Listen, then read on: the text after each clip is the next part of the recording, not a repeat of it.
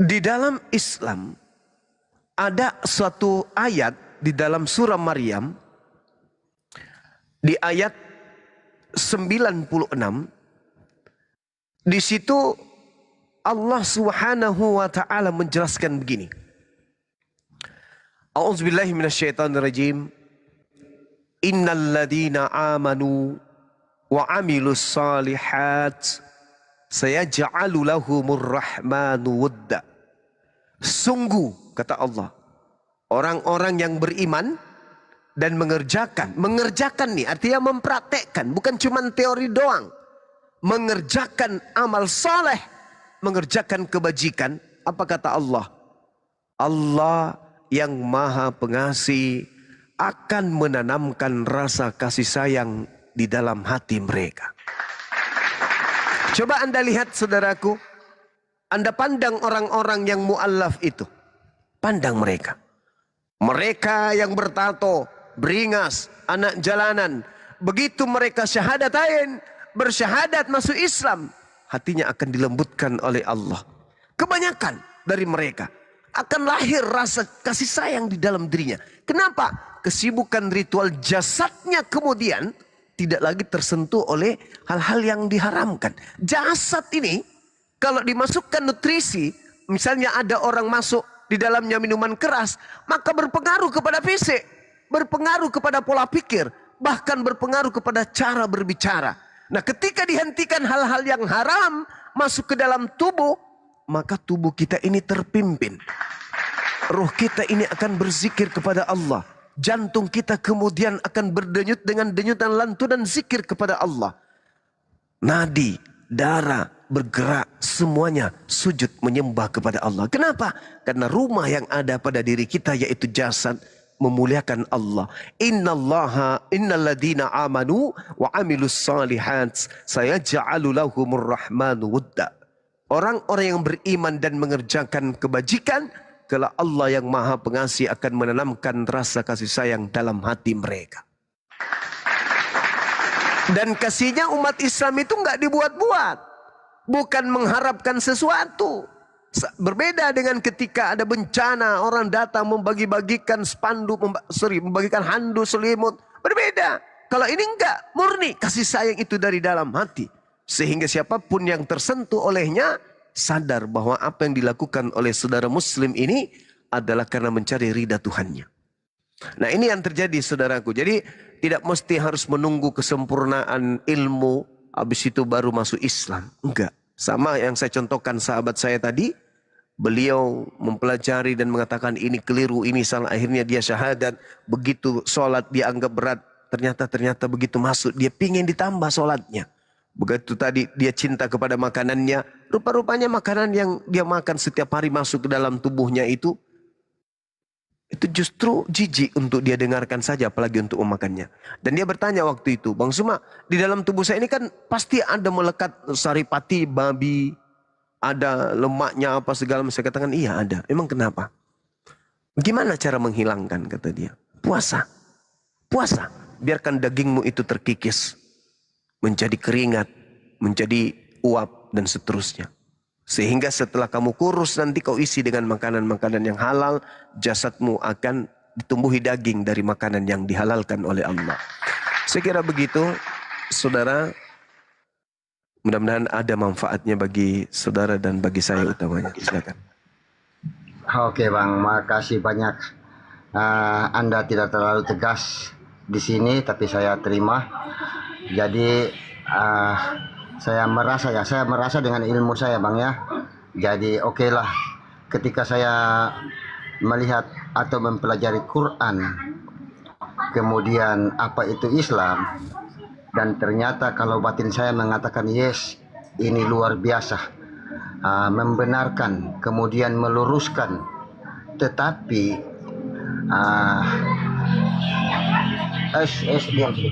dan kemudian jiwa saya mengakui, ya ini aturan, ibarat aturan ini aturan yang terakhir. Ibarat kalau Nabi,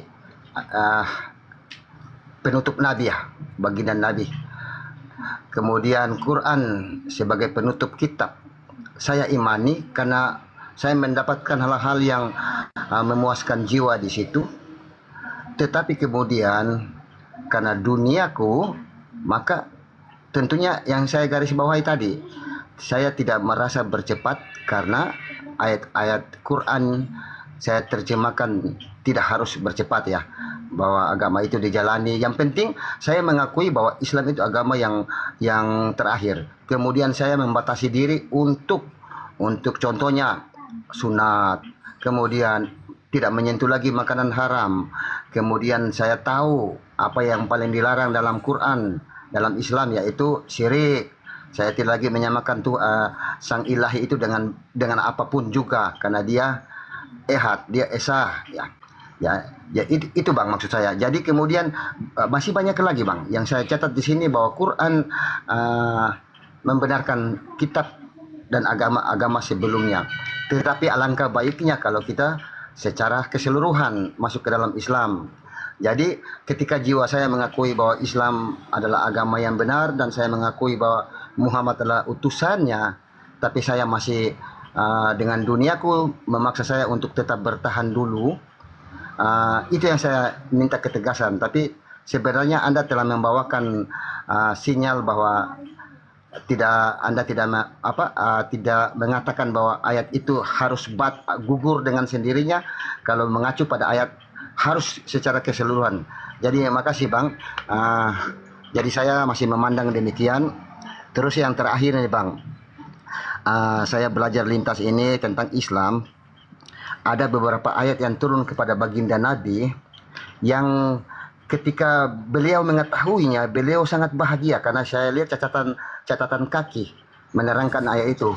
Kenapa beliau bahagia? Ternyata beliau tahu bahwa bagiku hanya menyampaikan gitu. Padahal kan kita tahu baginda dengan kekuatan pasukannya, dengan derajatnya sebagai panglima perang, kan beliau bisa menekan. Tapi yang terjadi, yang kita baca, yang saya baca, beliau menyampaikan dengan hikmat, membantah, malah beliau dilawan, beliau menghindar gitu, dengan segala kebijakan itu bang.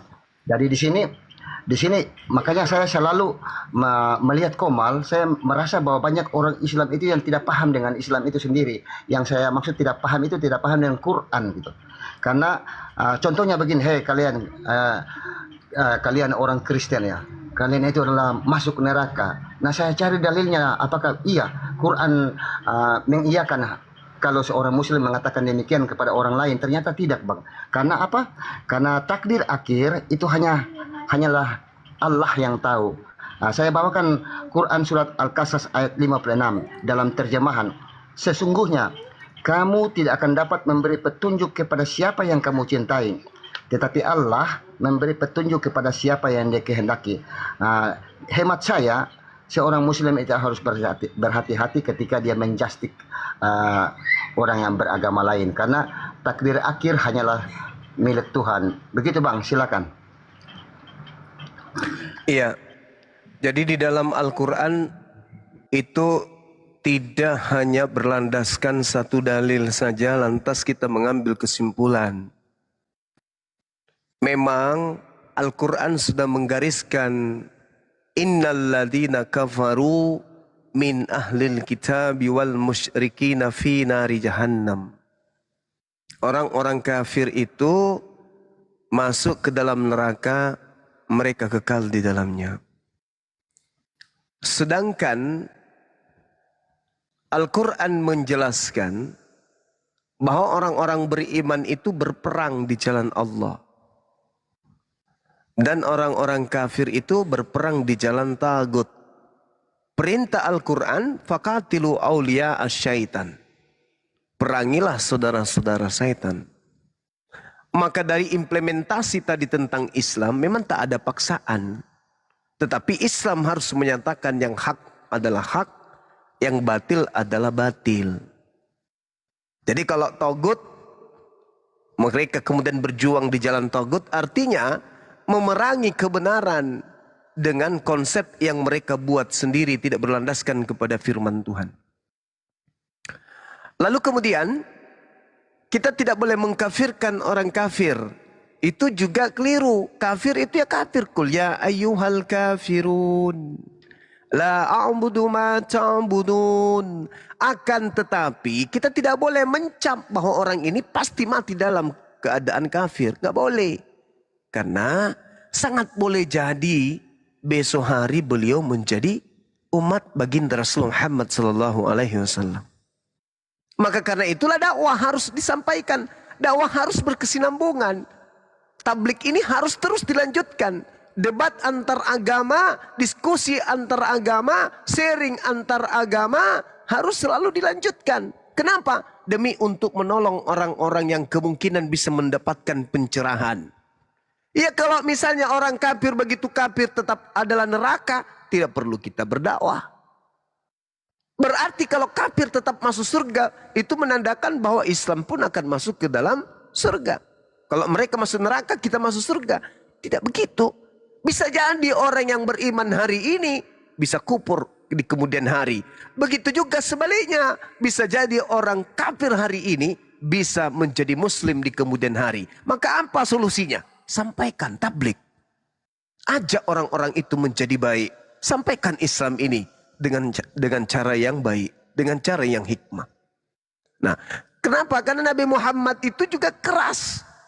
Nabi Muhammad itu keras kepada orang-orang kafir. Orang-orang kafir yang dimaksud di sini adalah yang memerangi Islam. Tapi Nabi Muhammad berkasih sayang kepada sesama orang-orang Muslim. Kenapa? Supaya Muslim ini memahami bahwa Islam itu adalah kasih sayang. Seperti itu kawan. Nah kalau Anda mengatakan saya tadi tidak tegas, saya mengatakan kepada saudara, ketika kita sudah masuk di dalam Islam, memang kita harus kafah. Harus. Nggak bisa tidak. Karena kalau kita tidak kafah, berarti kita tidak maksimal di dalam beribadah. Makanya diperintahkan berlomba-lomba, memperbanyak amal baik. Kita harus berlomba-lomba menuju kepada kebaikan. Di Islam itu, ya semua harus ibadah. Ibadah, semua ibadah, ibadah, ibadah. Makanya saya katakan tadi, di Islam ketika dia bertakwa, maka sepenuhnya hanya karena Allah. Bukan karena yang lain. Seperti itu saudara. Maksud saya jangan kafah dulu. Kan ada orang tuh mau masuk Islam tapi dipelajari semuanya dulu. Dia pelajari dari luar. Dipelajari ini. Nah tiba-tiba ajalnya tiba, itu bahaya tuh. Jadi maksud saya seibarat Islam itu adalah yayasan atau sekolah atau kampus. Daftar dulu jadi mahasiswa. Begitu antum saudara masuk ke dalam sebagai mahasiswa, mau nilai Anda error, mau apapun itu, yang pasti identitas Anda sudah mahasiswa dari universitas tersebut. Kalau Anda belajar tok di luar, belajar, pintar ente, tapi tidak terdaftar sebagai mahasiswa di dalam, buat apa? Tidak dapat ijazah, tidak dapat IP dan seterusnya, tidak ada titel dan seterusnya. Bisa jadi begitu Anda sudah merasa sempurna, baru mau daftar pengumuman di depan kampus. Usia diterima maksimal 13 tahun. Ente sudah 67 tahun. Gak bisa menjadi satpam universitas saya, kagak. Alias kalau sudah malaikat maut datang, tak ada waktu lagi.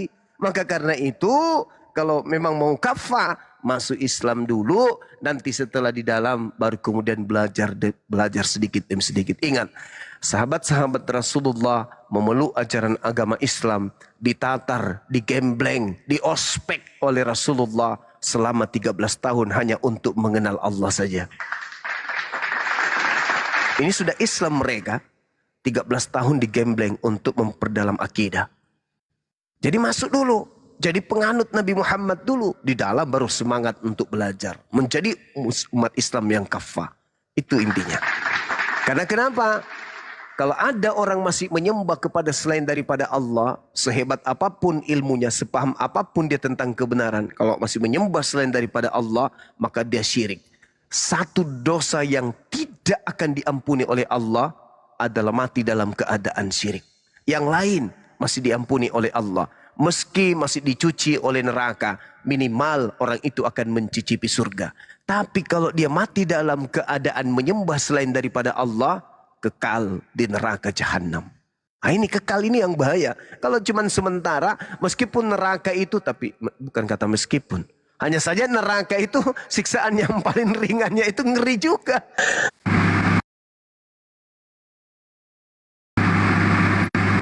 Kita pakai sendal itu, otak kita itu mendidih seperti minyak kelapa. Gimana itu? Ada nggak pernah orang melihat sakit kepala? Ada. Padahal belum ada kemudian tanda-tanda.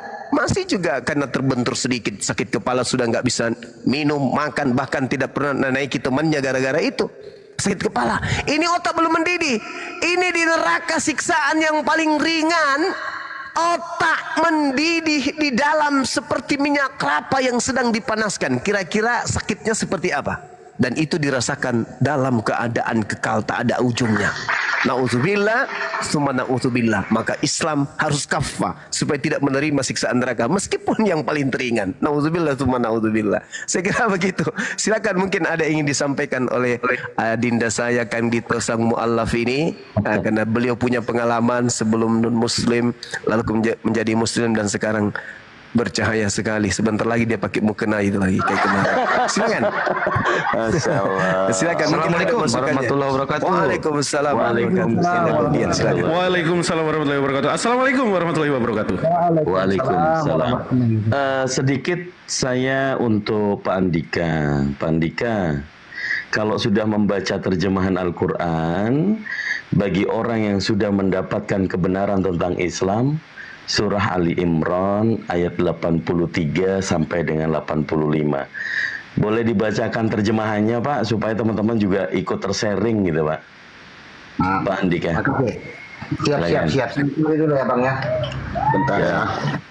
Ali Imran surat kedua atau ketiga itu ke surah ketiga. Bentar ya Bang. Ayatnya 85 83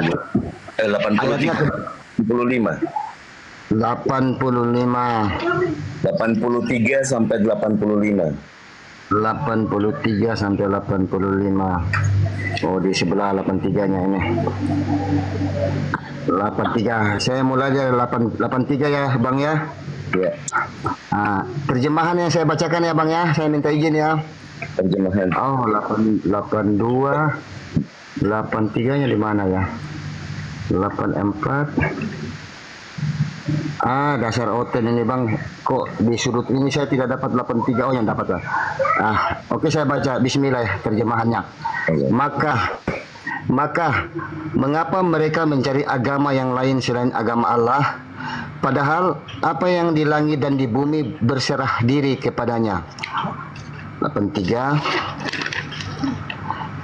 Katakanlah, kami beriman kepada Allah dan kepada apa yang diturunkan kepada kami dan yang diturunkan kepada Ibrahim, Ismail, Ishak, Yakub dan anak cucunya, dan apa yang diberikan kepada Musa, Isa dan para nabi dari Tuhan mereka. Kami tidak membeda-bedakan seorang pun di antara mereka, dan hanya kepadanya lah kami berserah diri. Dan barang siapa mencari agama selain Islam, dia tidak akan diterima, dan di akhirat dia termasuk orang yang merugi. Lanjut Bang. Maha benar Allah dengan segala firman-Nya. Kalau kami orang-orang Islam membaca di situ bahwa kebenaran tentang Islam. Jangan lupa itu Bang Zuma izin yang tentang masuklah Islam baik dengan pelan-pelan maupun Kang Dito, suaranya kecil Kang Dito. Cek. Aduh, maaf suara saya ketekan. Biasa sudah jam tidur. Abang Zuma, Kurunda, yang tentang masuklah Islam baik keadaan pelan-pelan maupun terpaksa, itu kalau nggak salah di ayat 82-nya ya. 82 sudah jelas Bang, jelas ayat ini luar biasa. Saya sudah catat nih, jadi bahan merenungan untuk saya. Jadi untuk Bang Zuma ya, saya terima kasih sekali. Ternyata saya mendapatkan jawaban yang sesuai dengan akal. Jadi perlahan-lahan kalau bisa kafah sekalian, tapi Anda memberi ruang untuk bisa perlahan-lahan kayak Kang Dito ini juga. Itu yang saya maklumi dengan ayat-ayat yang saya bacakan. Tapi di dalam beberapa hal saya menemukan cendekiawan Islam yang tetap menjustik bahwa ayat itu harus. Dan makanya saya merasa apa yang dikatakan Bang Suma sangat baik, mengingatkan bahwa jangan sampai keburu mati. Itu bahasa sederhana yang saya merasa lucu tapi nasihat yang tepat itu. Terima kasih Bang Suma. Kang Dito, ini ayat yang bagus. Nanti saya jadikan referensi untuk direnungkan, Bang. Gitu. Silakan. Cek suara saya aman ya? Aman. Mantap, Jadi Bang, mantap. yang di ayat 82 itu baik dengan terpaksa ya? Iya. Itu Al-Quran adalah sebuah peringatan langsung dari Sang Kholik pencipta langit dan bumi. Dan Al-Quran ini untuk semua manusia karena Nabi Muhammad di surah Saba ayat yang ke-28 Nabi Muhammad diutus untuk seluruh umat manusia. Tapi ya kembali lagi, manusia itu punya free will, ya, sehingga kami orang Islam tidak bisa memaksakan agama Islam atau la ikraha fid-din tadi yang dijelaskan oleh Bang Zuma. Maka orang yang tanda-tanda sudah diberikan hidayah membaca Al-Quran sebagai petunjuk, sebagai cahaya kebenaran dalam beragama, tadi sudah jelas. Kalau satu ayat yang harus saya sampaikan, kullu nafsin dha'iqatul maut, segala sesuatu yang bernyawa pasti akan mati. Sesuatu yang pasti itu pastinya mati. Tidak bisa diundur, tidak bisa dilama-lamain. Mumpung nyawa masih melekat di dalam jasad, kebenaran sudah datang, hidayah itu sudah ada, tinggal dijemput. Tapi kembali lagi, agama Islam la ikraha fid-din, tapi dijelaskan di dalam surah Ali Imran ayat 82, kalau sudah meyakini agama Islam itu sudah benar, maka terimalah, baik perlahan-lahan maupun dalam keadaan terpaksa. Karena kalau sudah menemukan kebenaran yang hak, pasti hak. Yang batil, pasti batil. Orang Islam tidak mungkin dan tidak boleh mencampurkan yang hak dan yang batil. Jadi Pak Andika, saya rasa karena kita sudah dewasa semua ya, kita berbicara tentang lintas agama, pastinya agama yang kita bicarakan. Sesuatu yang pasti, setelah pasti itu datang, maka buktinya adalah setelah kita benar-benar sudah melepas dari roh kita masing-masing, dan itulah kebenaran sesungguhnya. Sehingga kalau dikatakan banyak orang yang meninggal dunia, apa sih keinginan mereka? Kalau yang kafir sudah pasti akan menemukan jawabannya. Kalau yang muslim, insya Allah semuanya ada dalil di dalam Al-Quran maupun di hadis. Kebenaran mana lagi ini yang mau dihindari, kan gitu. Semua kebenaran bukan berarti kebetulan, itu yang tepat. Suatu yang kebetulan itu ada yang merencanakan, yang disebut dengan rukun iman yang ke-5. Percaya kepada qadha dan qadar. Jadi kita berkumpul di sini bukan karena kebetulan, karena ada yang mengatur. Bagian daripada perjalanan hidayah, kita menyampaikan dakwah kebenaran Islam. Bang Andika yang sedang mencari, mencoba membentulkan, mau mencoba untuk menolak, namanya kebenaran sudah pasti sudah disimpan di dalam akal dan di hatinya. Saya rasa itu dari saya, Gurunda, Bang Zuma, atau dari saudara-saudara yang lain mau nambahin. Wallahu ta'ala mubishawab. Oke Bang ya. Jadi Bang Suma luar biasa. Anda juga saya berterima kasih, kasih ayat yang cukup bagus, Ali Imran 83 sampai 87. Nanti saya mau baca dari 80 atau keseluruhan. Agak menarik kenapa saya bisa lolos dari ayat-ayat tersebut. Oke Bang, jadi Kang Dito ya, baik ya. Sebenarnya saya punya satu pertanyaan karena saya baca tipping di bawah bahwa banyak yang kangen kalau Bang Suma ini gas loh.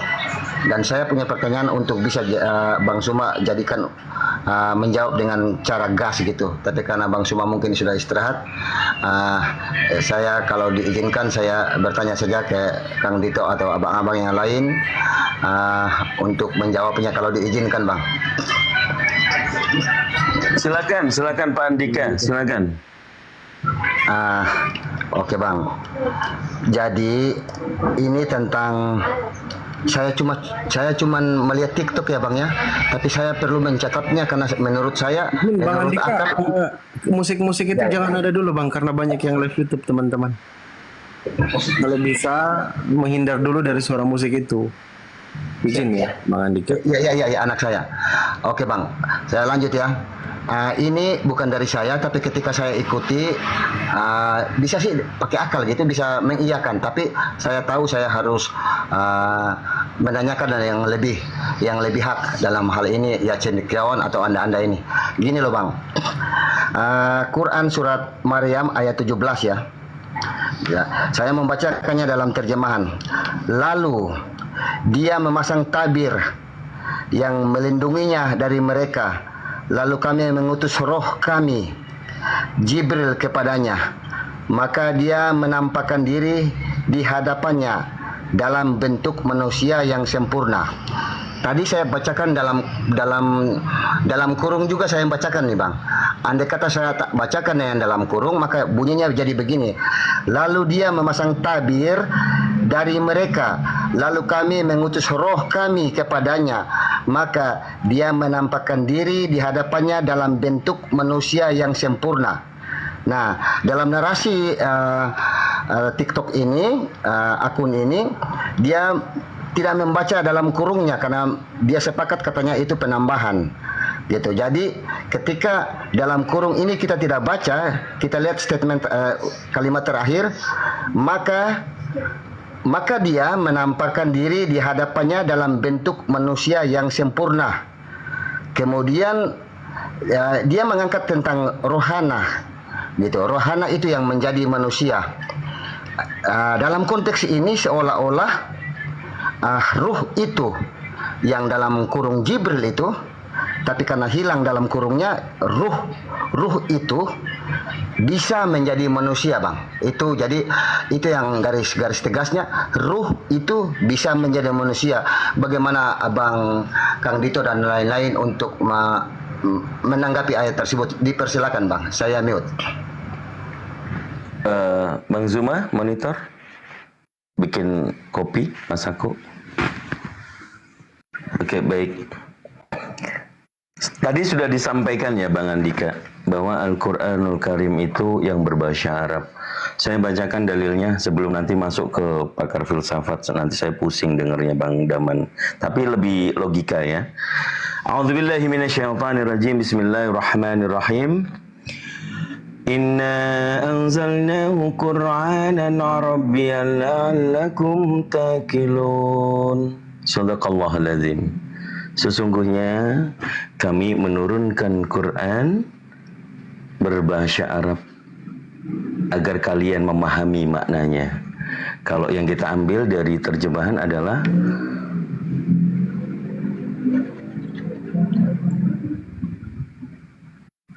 untuk memahami maknanya. Al-Quran yang bahasa Arab. Tadi sudah dijelaskan sama Bang Zuma bahwa Al-Quran itu bukan terjemahan. Saya sering menarasikan ini, bahkan di bio saya, ayat itu nempel di dalam bio profil saya. Untuk memberikan pemahaman teman-teman Kristen yang beranggapan bahwa terjemahan itu Al-Quran. Jadi kalau Al-Quran bukan terjemahan, maka jelas terjaga sampai saat ini. Otentik. Allah yang menurunkan dan Allah pula yang menjaganya. Sehingga tidak ada umat Islam sesama Muslim bergesekan untuk berselisih faham tentang ayat itu. Karena bacaan Al-Quran adalah mukjizat terbesar Nabi Muhammad. Kalau Pak Andika berkutat di dalam terjemahan, Mari kita diskusi tentang terjemahan. Tapi apakah itu terjemahan maknanya sudah pas? Kami orang Islam memahami ada 350 tafsir, Pak. Tafsir Jalalain, tafsir Muyasyar, tafsir Ibnu Katsir, dan selanjutnya.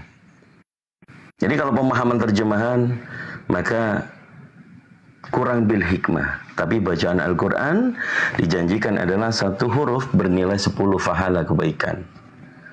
Jadi kalau Anda pusing karena mencari maknanya, coba cari referensi yang lain. Coba baca tafsir Ibnu Katsir, tafsir Jalalain. Pasti berbeda. Dan memang dalam kurung itu adalah penekanan.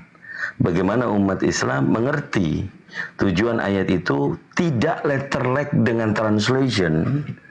Itu dimaknainya adalah Ruhullah, itu malaikat Jibril. Baca yang 18-nya, 19-nya.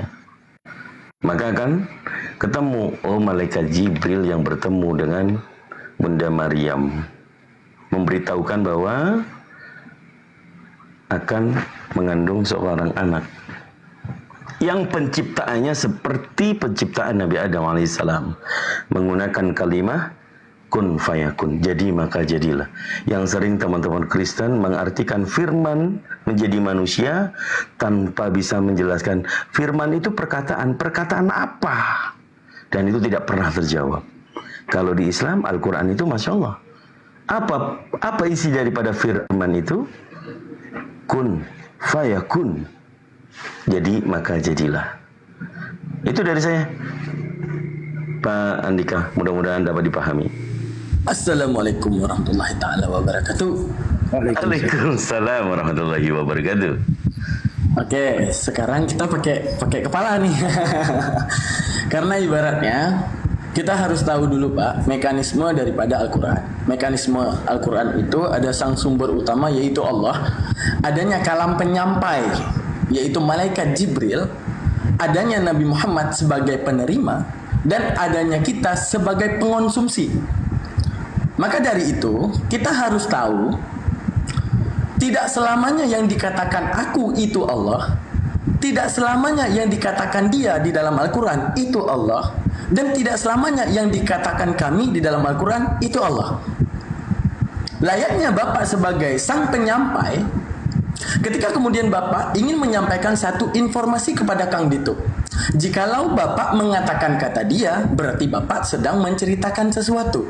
Kalau Bapak mengatakan kata aku, berarti Bapak sedang memindahkan kata. Contoh, Bang Daman ngomong kepada Bang Andika, aku ini presiden. Kalau Bang Andika ngomong kepada Kang Dito, tadi Daman ngomong, aku adalah presiden. Tidak mungkin Bang Andika adalah presidennya, tapi memalingkan kata-kata saya, aku tadi, kepada si penerima informasi, yaitu Kang Dito. Nah, jadi dalam konteks tersebut, kenapa ada tanda kurung yang berartikan Jibril? Karena itu sebagai terjemahan penjelas bahwa itu adalah Jibril. Menunjukkan gini, contoh seperti kata Qul huwallahu ahad. Di mana bunyinya gini, katakanlah dia itu esa. Kenapa pakai dia? Tuhan nunjuk siapa nih? Kan gitu. Akan tetapi yang harus kita pahami, bi kalamil Jibril. Andaikan Jibril datang kepada Muhammad dan ngomong, katakanlah Muhammad, aku ini esa, maka Nabi Muhammad tidak menyembah Allah. Lalu apa yang disembah Nabi Muhammad? Yaitu Jibril. Tapi Jibril sebagai kalam penyampai, dia mengatakan dengan kata dia. Berarti menunjukkan apa? Kata dia ini punya maksud, kata kami ini punya maksud, kata aku ini punya maksud. Kalau Allah menyebut di dalam Al-Quran dengan kata aku, itu segala kuasa yang kembali kepada Allah. Artinya contoh, aku yang mengabulkan doa. Berdoalah kamu, aku yang akan mengabulkan doa. Artinya tidak ada kaitan Allah dengan apapun, cuma Allah yang dapat mengabulkan doa. Seperti narasi hari kiamat, aku yang tahu. Ya cukup cuma Allah, jikalau dengan kata aku. Tapi kalau menggunakan kata kami, itu muqayyadah. Apa itu muqayyadah? Berketerikatan dengan makhluknya. Artinya Allah dan kuasanya. Bagaimana itu contoh? Kami menurunkan Al-Quran. Itu muqayyadah antara Allah, Jibril, Nabi Muhammad, dan kita semua yang menerima Al-Quran.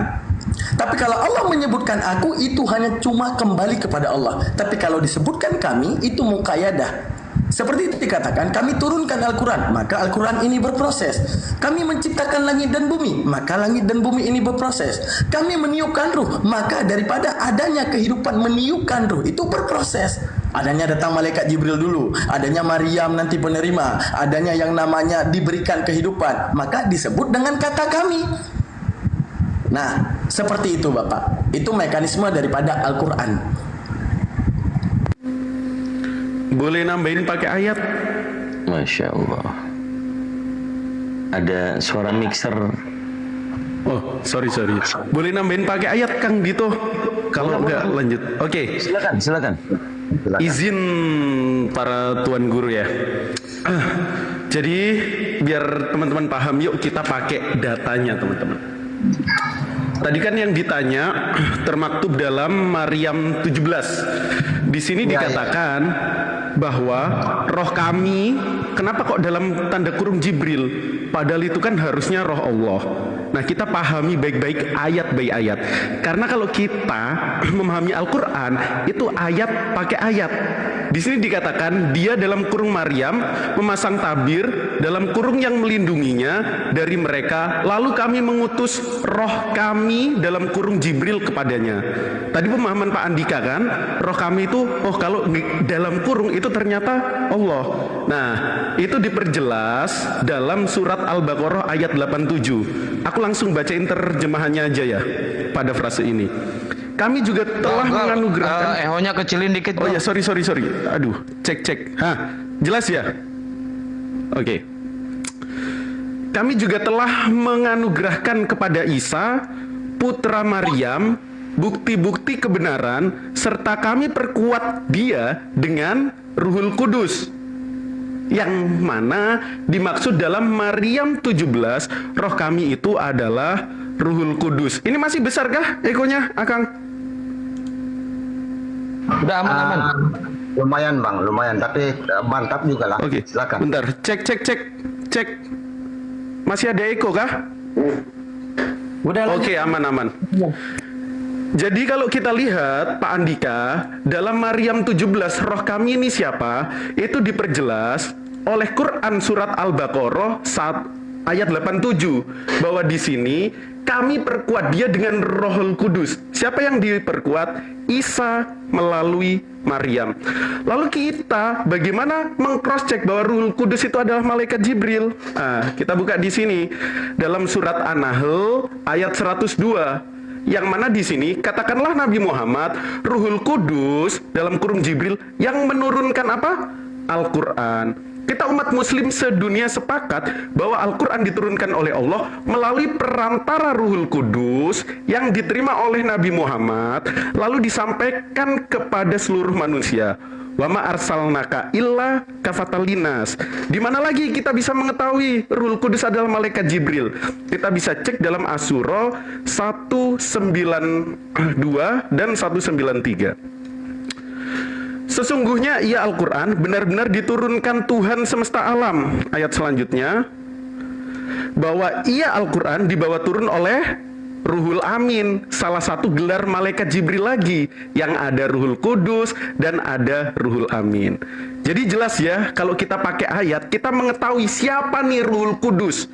Walaupun nggak dalam kurung, tetap kita sepakat dan semua ulama sepakat bahwa Ruhul Kudus itu tidak lain dan tidak bukan adalah mengacu kepada sang pembawa Al-Quran, yakni dalam surat An-Nahl 102 itu adalah malaikat Jibril.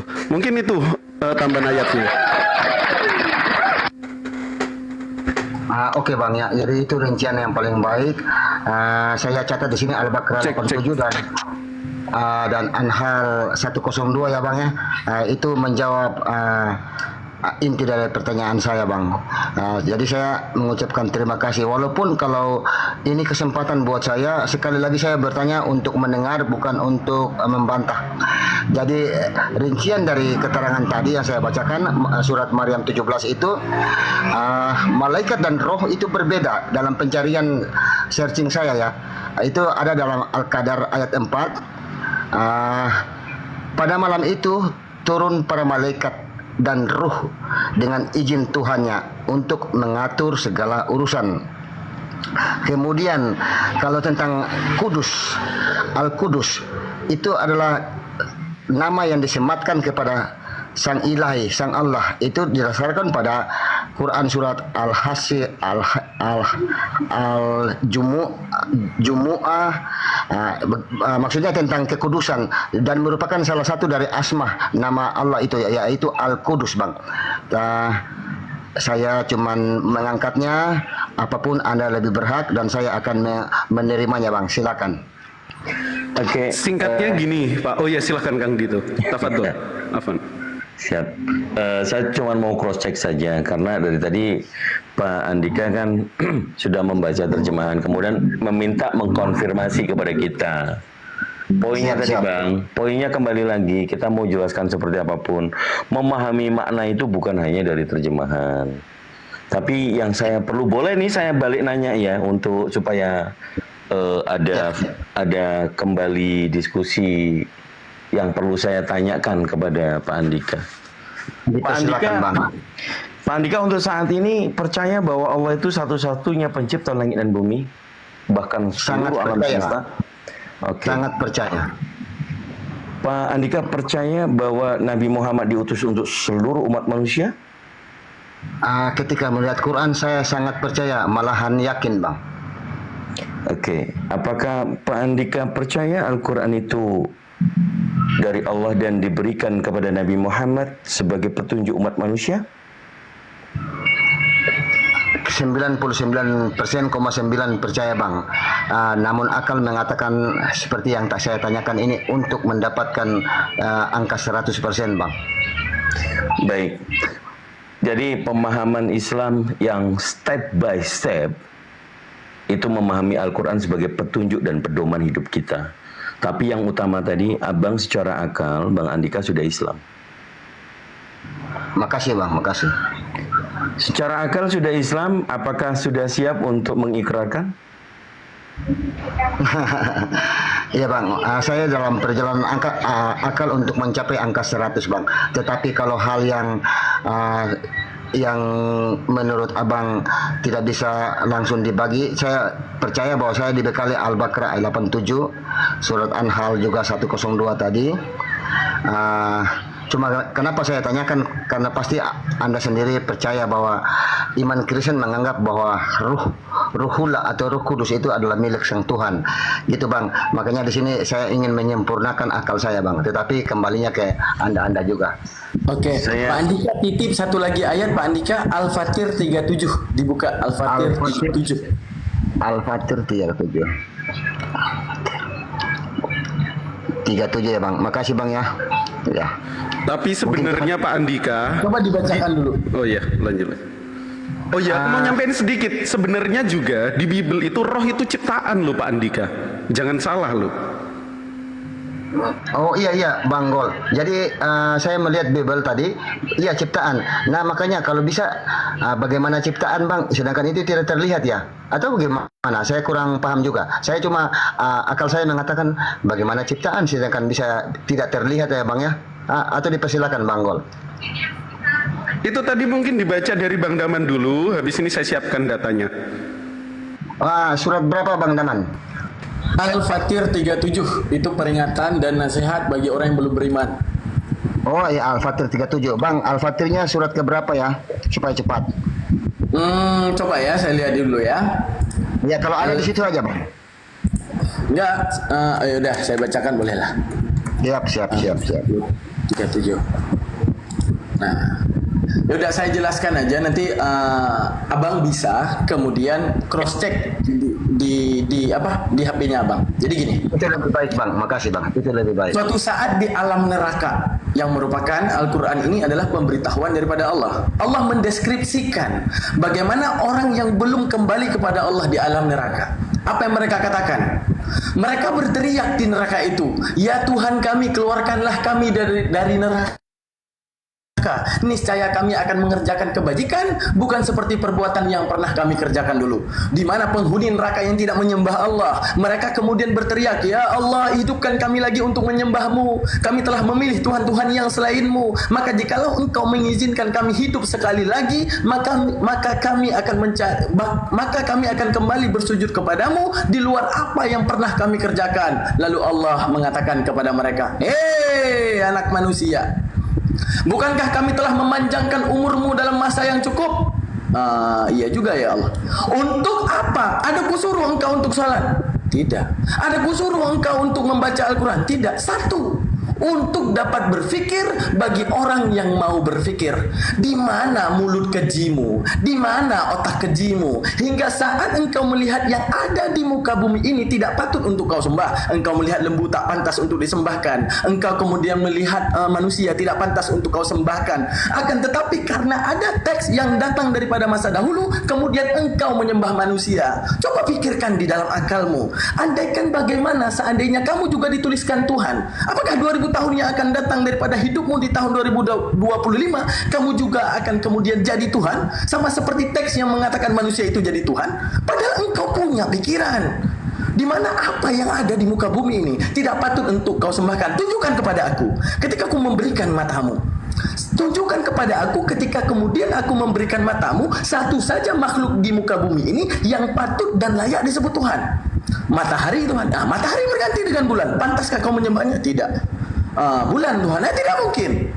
Karena bulan berganti dengan matahari. Oke.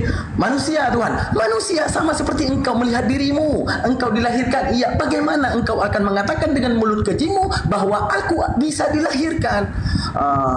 Kalau manusia Tuhan mati, iya, karena matinya. Kenapa kamu kemudian menyembahnya? Lalu di dalam hadis Nabi, apa yang dikatakan di dalam hadis Nabi? Satu ihwal ahwal daripada kejadian dibangkitkannya manusia, berawal daripada zalikal Isa qaulun haq falladhi yamtarun. Itulah Isa yang datang membawa kebenaran ke hadapan kalian. Itulah Yesus Kristus yang memberitahukan kebenaran ke depan kalian. Falladhi yamtarun, akan tetapi kemudian kalian ragu-ragukan. Fawailul lilladzi min masyhadi yaumin 'adzim.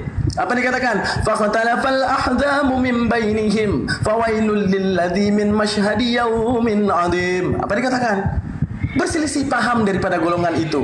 Apa mereka katakan? Wah, Isa seperti ini, Isa seperti itu, dia Tuhan, dia ini, dia itu. Fawailul lillazi min masyhadi yaumin alim. Kesesatan yang nyata saat nanti mereka menyaksikan hari yang agung. Apa itu hari yang agung, Paman? Hari yang agung itu saat kemudian nyawa dipisahkan dengan badan, saat kemudian dibangkitkan di alam mahsyar. Kata Rasulullah dalam hadisnya, setiap orang yang menyembah ghairallah, selain Allah, mereka kemudian akan mencari alihah-alihahnya. Apa itu alihah, Paman? Alihah itu adalah sembahan-sesembahan mereka. Yang Hindu mencari Tuhannya, yang Buddha mencari Tuhannya, yang Kristen mencari Yesusnya. Akan tetapi mereka sadar saat itu ternyata apa yang mereka sembah tidak bisa menolongnya. Nabi Isa berdoa, "Salamun alayya yauma wulidtu ya Allah." Sejahterakan namaku daripada fitnah mereka lahirku menjadi Tuhan. Salamun alayya yauma amut, dan matiku dikatakan jadi Tuhan. Wa yauma ub'atsu hayya, dan saat kemudian aku dibangkitkan nanti mereka akan mencariku ya Allah. Mereka akan datang karena mereka menuhankanku ya Allah. Mereka datang, wahai Yesus, terimalah kami sebagai kami menerima engkau sebagai juru selamat, selamatkanlah kami. Matius 7:22 mengatakan, maka pada waktu itu aku akan berterus terang kepadamu. Kalian mengatakan aku Tuhan-Tuhan, ya, enyahlah engkau. Kalian bernubuat di atas namaku, enyahlah engkau. Kalian bermujizat di atas namaku, enyahlah engkau. Untuk menunjukkan apa? Inilah Al-Quran yang diturunkan kepada Nabi Muhammad. Ini adalah sistem pikir manusia. Untuk menunjukkan apa? Bahwa abang daripada nasihat Al-Fatir 37, jangan menjerit di neraka karena kemudian abang ingin menyembah Allah sekali lagi untuk dihidupkan. Allah mengatakan, umurmu sudah kuberikan panjang untuk kamu kemudian bisa berpikir. Lanjut.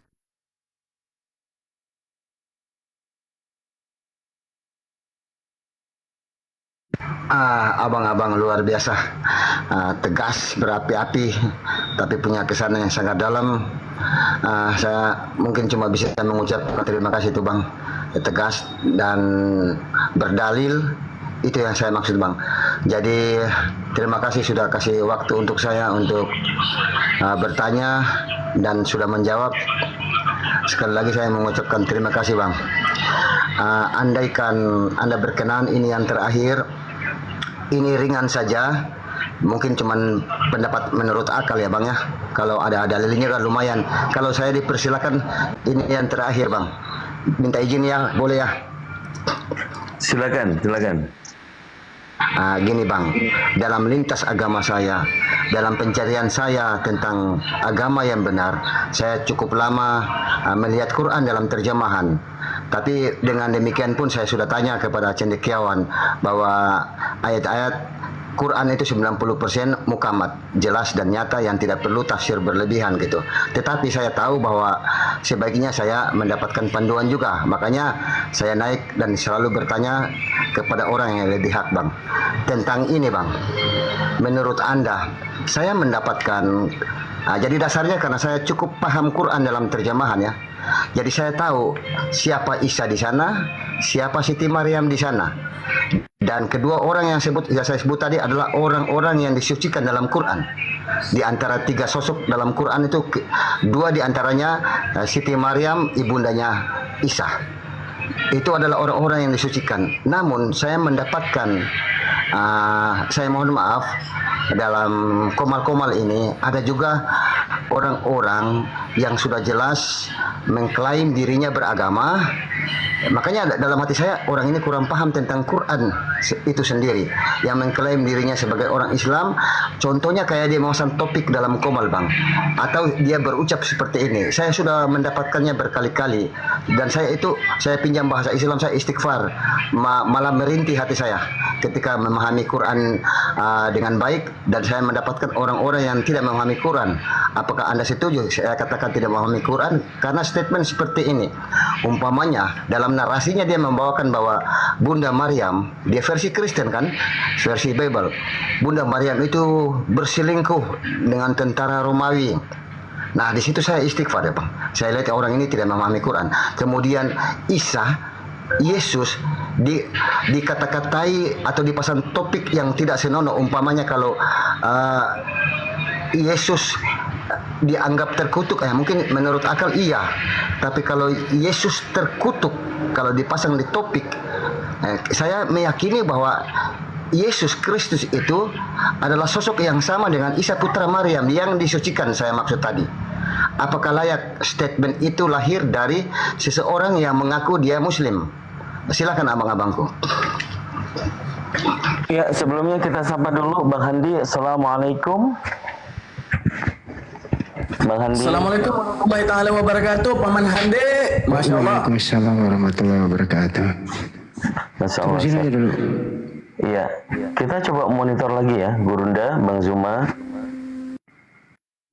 Bang Zuma monitor. Golian ada suara listriknya, Golian coba dicek dulu. Oh iya, sorry kan gitu. Lanjut. Saya mute. Oke, baik.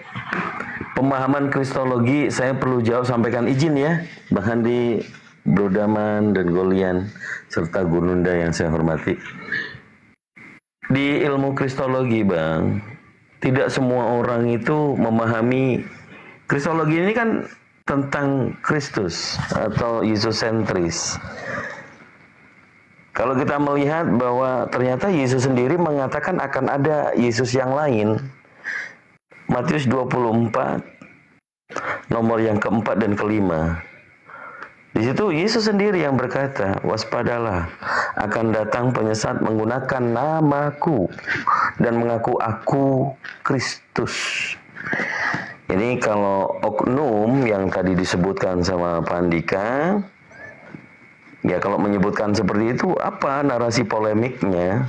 Karena diskusi lintas agama itu yang pastinya suatu materi strategi untuk bernarasi, ya. Kalau kita di sini sebagai pelaku debater, kami off-kan dulu hati kami. Kami main logika, akal ditunjang dengan data. Tapi semua yang di sini, apakah kita bersinggungan di sosial bermasyarakat dengan teman-teman Kristen yang bukan penghujat? kita satu NKRI, ya nggak Bang Andika? Jadi kita masih berpelukan, kita masih menjaga kerukunan umat beragama, sosial bermasyarakat. Jadi kalau melihat oknum debater yang menista, kami tidak setuju.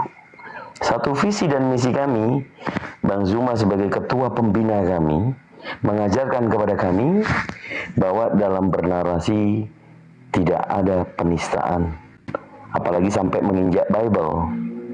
Justru kami sendiri yang nanti akan dikutuk. Nah, kalau Yayasan Apologet Islam Indonesia, Pak Andika bisa melihat bagaimana kapabilitas, bagaimana keilmuan masing-masing debater di bawah binaan ketua pembina Bang Zuma, maka Anda merasakan sendiri.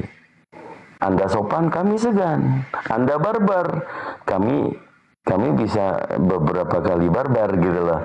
Dan ingat, semuanya adalah dialektika.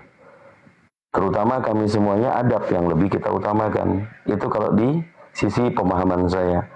Kalau berbicara tentang oknum, ya oknum itu ya pribadi. Apakah oknum itu membawa agama? Agama jangan disalahkan, karena oknum yang mensuarakan. Apakah oknum itu bagian dari kami? Ya bisa ditanya gitu loh. Jadi kalau Pak Andika pernah sakit hati oleh oknum-oknum, ya dilihat daripada oknumnya. Kita sendiri sudah menjelaskan syiar agama Islam, la ikraha fidin, itu sebagai batu pembatas buat kita tidak memaksa. Ya, hanya sebatas mengingatkan. Bahkan di dalam Al-Quran tadi, Pak Andika kita perlihatkan, masuklah Islam baik dalam keadaan baik pelan-pelan maupun dalam keadaan terpaksa. Itu bukan kami yang berbicara, Al-Quran. Bahkan secara akal, ya, tadi akhir zaman itu udah masuk akal semua. Saya rasa itu jawaban saya, Pak Andika. Ya, jawabannya mungkin diamini oleh saudara-saudara yang lain, ya, sahabat-sahabat saya, bahkan senior saya dan juga Gurunda, insya Allah. Itu ya, oknum, jawabannya tetap oknum. Ya, kalaupun misalnya dia salah, ya gitu ya, Andika. Tadi Bang Andika itu aku masih belum lanjutin. Bang Andika kan sudah akalnya Islam, meyakini Allah satu-satunya pencipta langit dan bumi. Kemudian meyakini dan mengimani Nabi Muhammad itu utusan umat manusia. Anda sudah Islam secara akal. Tinggal mengikrarkan, disahkan, kirim KTP, langsung open camp asyhadu. Insya Allah kita sama-sama di janahnya Allah. Itu peringatan kembali bagi saya. Oke Bang, makasih jawaban singkat tapi jelas. Kalau tentang itu iya Bang, insya Allah begitu ya. Saya masih punya beberapa halangan. Ya, saya menjawab insya Allah begitu Bang. Makasih jawabannya Bang ya.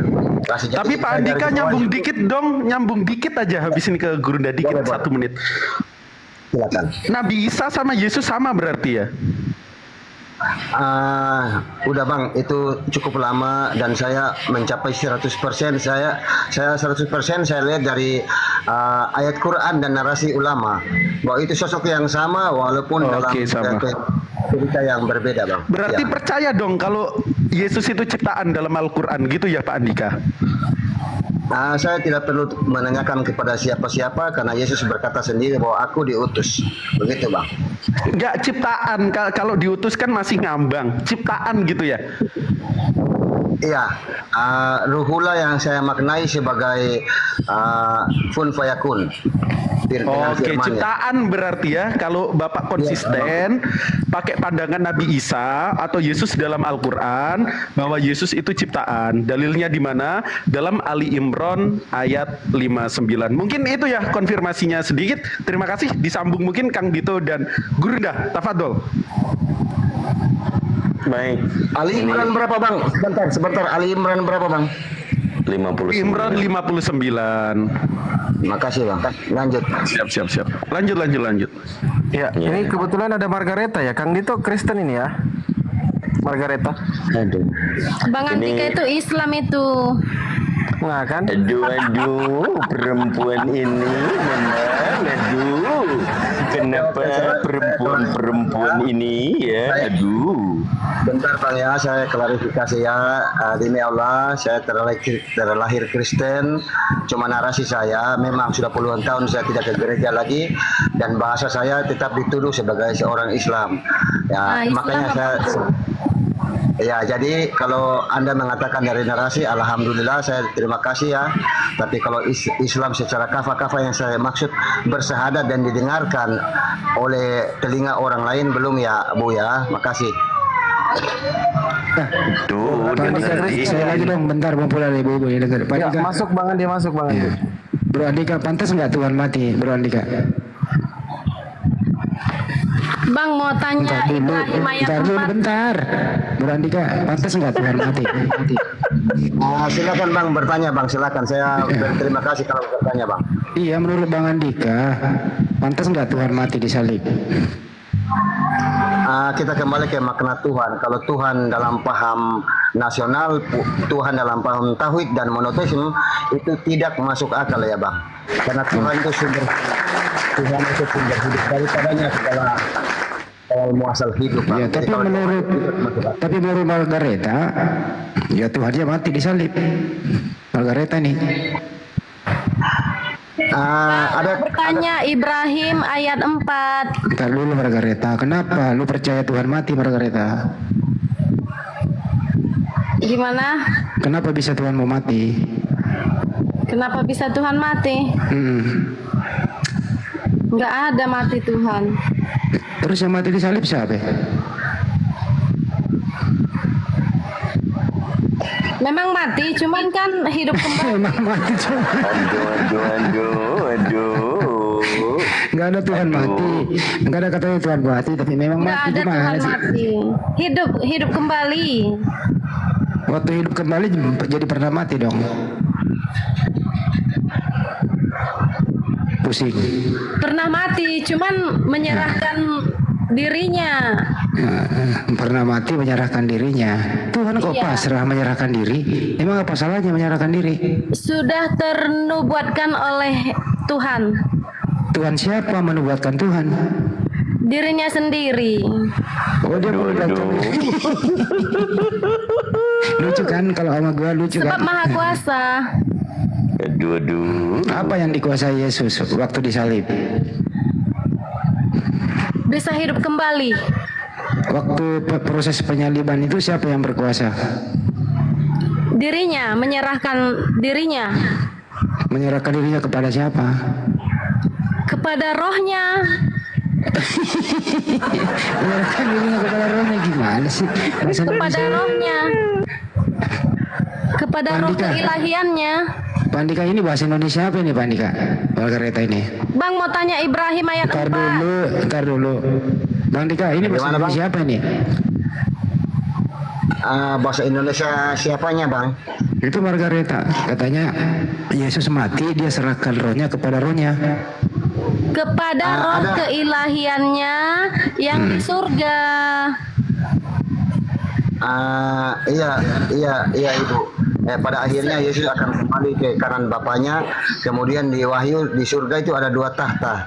Tahta Sang Bapa, Sang Allah itu, dan tahta Anak Domba Yesus itu. Kalau Yesus Tuhan kemana dia? Begitu. Sewaktu Yesus turun ke bumi menjelma jadi manusia, dia kan maha kuasa, kan bisa jadi apa saja. Berarti Anda tidak percaya Yohanes 17:3. Hidup yang kekal yaitu mereka yang mengenal Engkau satu-satunya Allah yang benar dan mengenal Yesus Kristus yang telah diutus. Itu kebenaran. Itu benar. Sudah selesai kalau begitu ya. Iya, sangat benar. Kebenaran apa kebetulan, Kalau kakak? Yesus sih, Margareta. Sangat benar. Kalau Yesus itu utusan, siapa yang utus Yesus? Yesus bukan utusan. Yesus sang pencipta langit dan bumi. Andika, katanya Yesus bukan utusan. Begitu banyak Dek, bahwa aku diutus, aku tidak dapat melakukan apa-apa dari diriku sendiri. Seorang utusan tidak melebihi daripada orang yang mengutusnya. Salah, tidak ada ayat seperti itu. Aduh. Ayat-ayat yang eksplisit tentang Yesus lebih banyak pengakuan bahwa dia tidak berdaya. Jadi puncak dari iman Kristen itu Tuhan itu esa, hidup yang kekal, yaitu mereka yang mengenal Engkau satu-satunya Allah yang benar dan mengenal Yesus Kristus yang telah diutus. Selesai. Benar, selesai. Tidak ada pertanyaan. Yang menciptakan manusia. Saya mau bertanya Ibrahim ayat 4 aja. Terakhir habis ini. Yang menciptakan manusia siapa, Margareta? Tuhan Yesus. Yang menciptakan Bunda Maria, Bunda Maria siapa? Tuhan Yesus. Jadi anak ciptakan ibu. Kan sudah dibahas. Saya mau nanya Ibrahim aja. Mau nanya Ibrahim ayat 4 aja. Aduh, Kok bisa rupanya anak masih cepat- ingat Kok bisa dia anak? rupanya. Kambing Islam enggak, Bang? Kok bisa anak menciptakan ibu? Gimana? Gimana ceritanya anak menciptakan ibunya? Sebab maha kuasa. Kalau abang kan manusia biasa, tidak maha kuasa. Apa yang dikuasai Yesus? Segalanya, seisi bumi. Waktu dia bayi, apa yang dikuasai waktu dia bayi? Segalanya. Bumi ini dikuasainya. Emang waktu bayi udah bisa jalan sendiri? Sudah. Udah lancar. Bayi ajaib, aduh. Emang seperti abang, manusia biasa. Jadi waktu bayi udah bisa kencang larinya ya? Sudah. Cebok bisa nggak? Cebok sendiri. Ya tentu bisa, kan maha kuasa. Itu orang gila ini. Ya udahlah. Itu Daman dijawab dulu surat Ibrahim, Daman. Dia tanya surat Ibrahim. Ibrahim ayat 4 ya. Maka Allah menyesatkan siapa yang dikehendaki dan memberi petunjuk kepada siapa yang dia kehendaki dan memberi petunjuk kepada siapa-siapa. Kambing diislamkan, jin juga, setan juga diislamkan. Ini boneka ini ada yang nyuruh di belakangnya ini. Tanya gitu disuruh dia. Jadi masalah di situ apa, Kakak? Sebenarnya nggak ada masalah sih. Setuju nggak Allah menyesatkan? Kalau kita mau disesatkan, maka kita akan memilih kesesatan.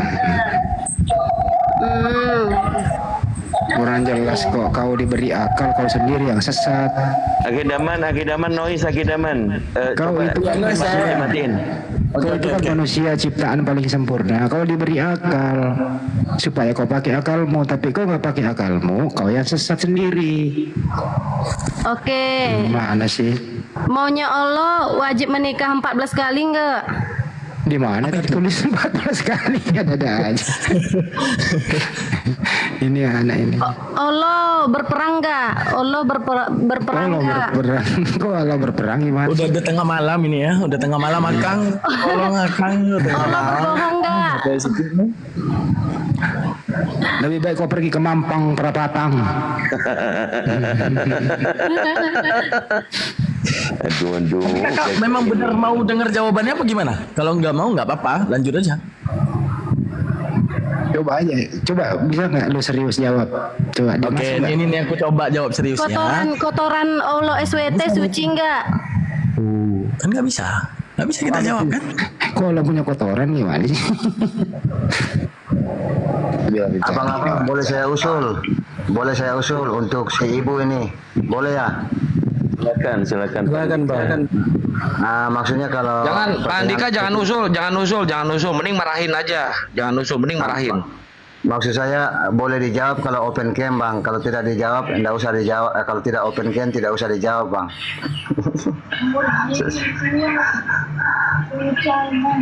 Dulu waktu Margareta on cam Bang langsung rungkat. Jadi jangan om chat, jangan rusak ini chat orang ini. Dia kalau ngomong Bang itu air liurnya kemana-mana, bahaya jangan. Nggak dikabarkan Bang Andi, ayam tetangga di sana pada mati pas beliau on cam. Jangan kada ayam tetangga, pohon depan rumah pada tumbang kalau on cam. Jangan. Aduh.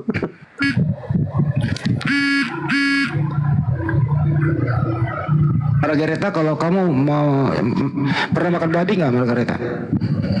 Tunggu dulu, aku dulu bertanya. Saya dulu, ini kan udah tadi. Itu Belum babi kalau makan nggak? selesai. Udah dijawab tadi. Bang, Allah SWT kena racun enggak? Kena racun apa enggak Allah SWT? Enggak.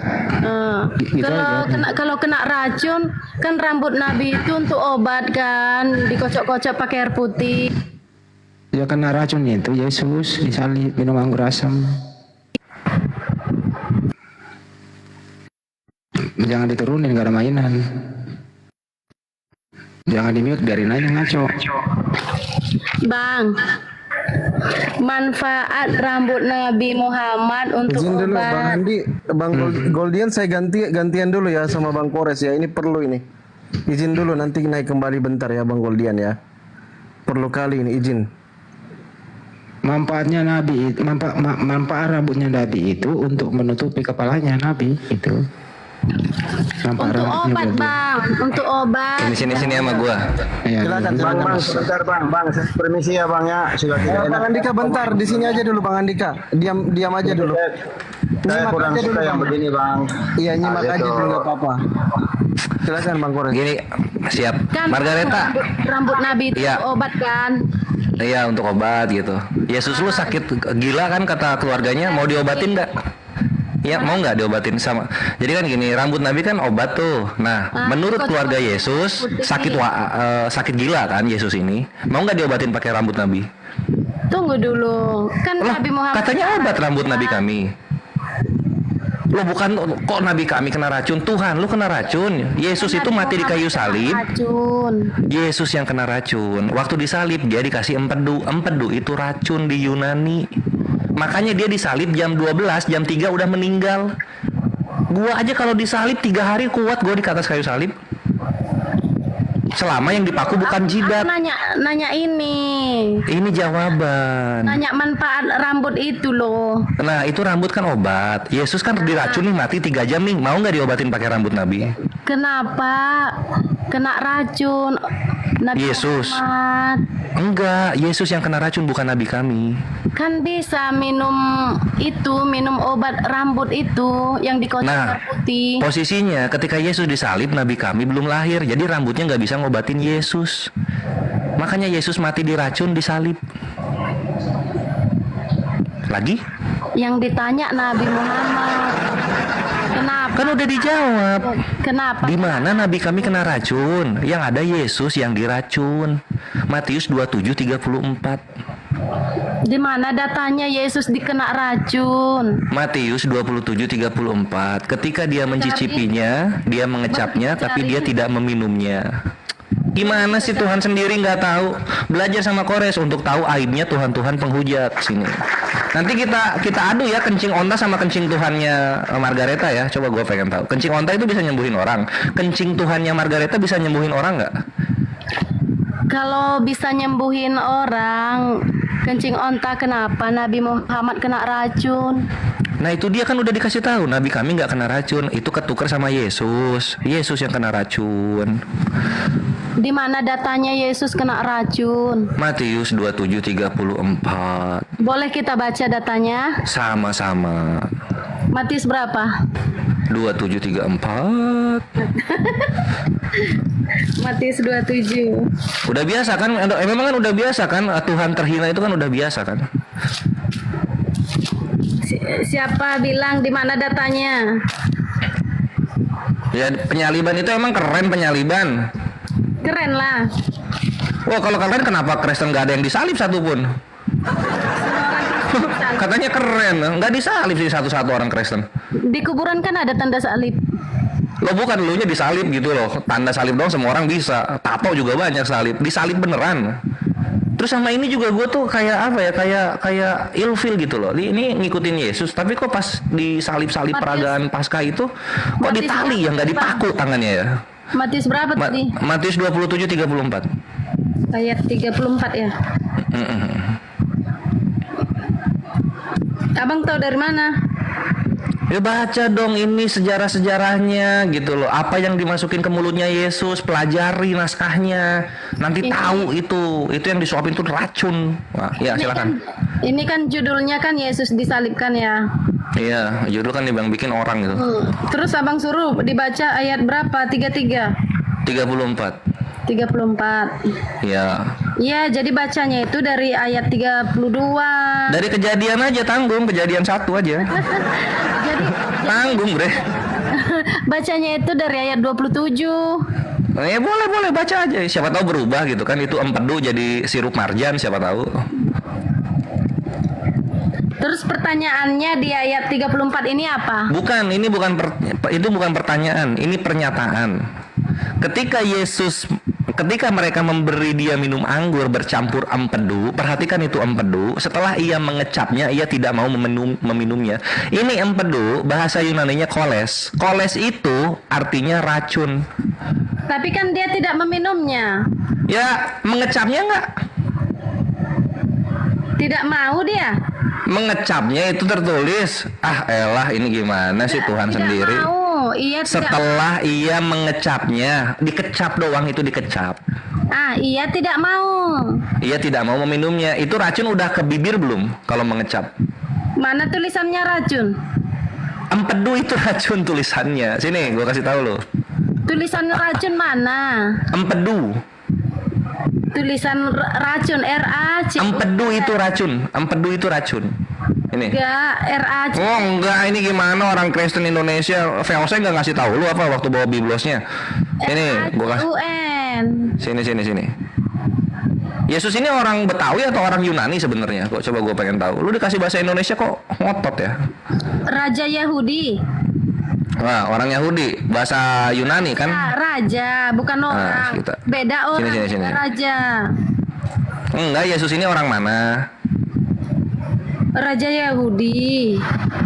Orang mana dia? Dia darah apa dia? Raja. Orang lagi. Raja Yahudi. Iya, berkebangsaan apa? Suku apa dia ini gitu loh. Lu nggak pernah semuting sih rambutnya, jadi dablek. Nah, ini. Semuting rambut itu supaya nggak kering gitu loh. Jadi mikir juga enak. Nah ini ya. Nih sini. Matius 27. Waduh terdiam dia. Maaf ya. Matius 27:34. Nih ya. Edokan autopiein oinon metacholes. Nah ini. Ketika mereka memberinya meminum anggur dicampur holes. Holes itu gal, ya holes gal. Nanti bahasa Indonesianya empedu. Apa itu holes? Kita buka ini. Nah, kita masuk ke definisinya. Nah nih,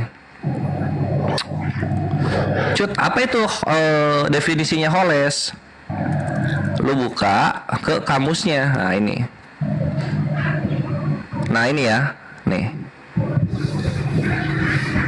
Apa ini? Kita bahasa Indonesia kan? Ini nih, apa nih? Poison or adonin. Apa ini? Racun. Dar, selamat datang di kebenaran. Dioncop racun itu mulutnya Tuhan lu. Tapi dia tidak mau. Tapi dia mengecapnya. Udah mengecap. Lu tahu mengecap nggak? Mencicipi mengecap itu. Dicicipi itu si racunnya. Ia tidak mau. Iya, nggak mau, tapi dicicipin. Buat apa? Buat apa? Tidak mau. Tidak mau minum, dicicipinnya iya. Tidak mau. Iya nggak? Nabi Mengecapnya ini. mau dia. Ini, makanya Yesus itu matinya diracun. Salib itu cuma kamuflase, cameo. Karena dia minum racun empedu, ngecap. Itu dusta. Loh, ini tertulis. Lalu mereka memberi dia minum anggur bercampur empedu. Empedu itu racun, bahasa Yunaninya. Setelah ia mengecapnya. Apa sih mengecap ini sih? Dia tidak mau. KBBI mengecap. KBBI mengecap. Tapi dia tidak mau. Tulisannya Dia tidak mau. Iya, dia tidak mau. Nah ini. Nah ini arti kata mengecap nih. Mengecap. Tapi dia tidak mau.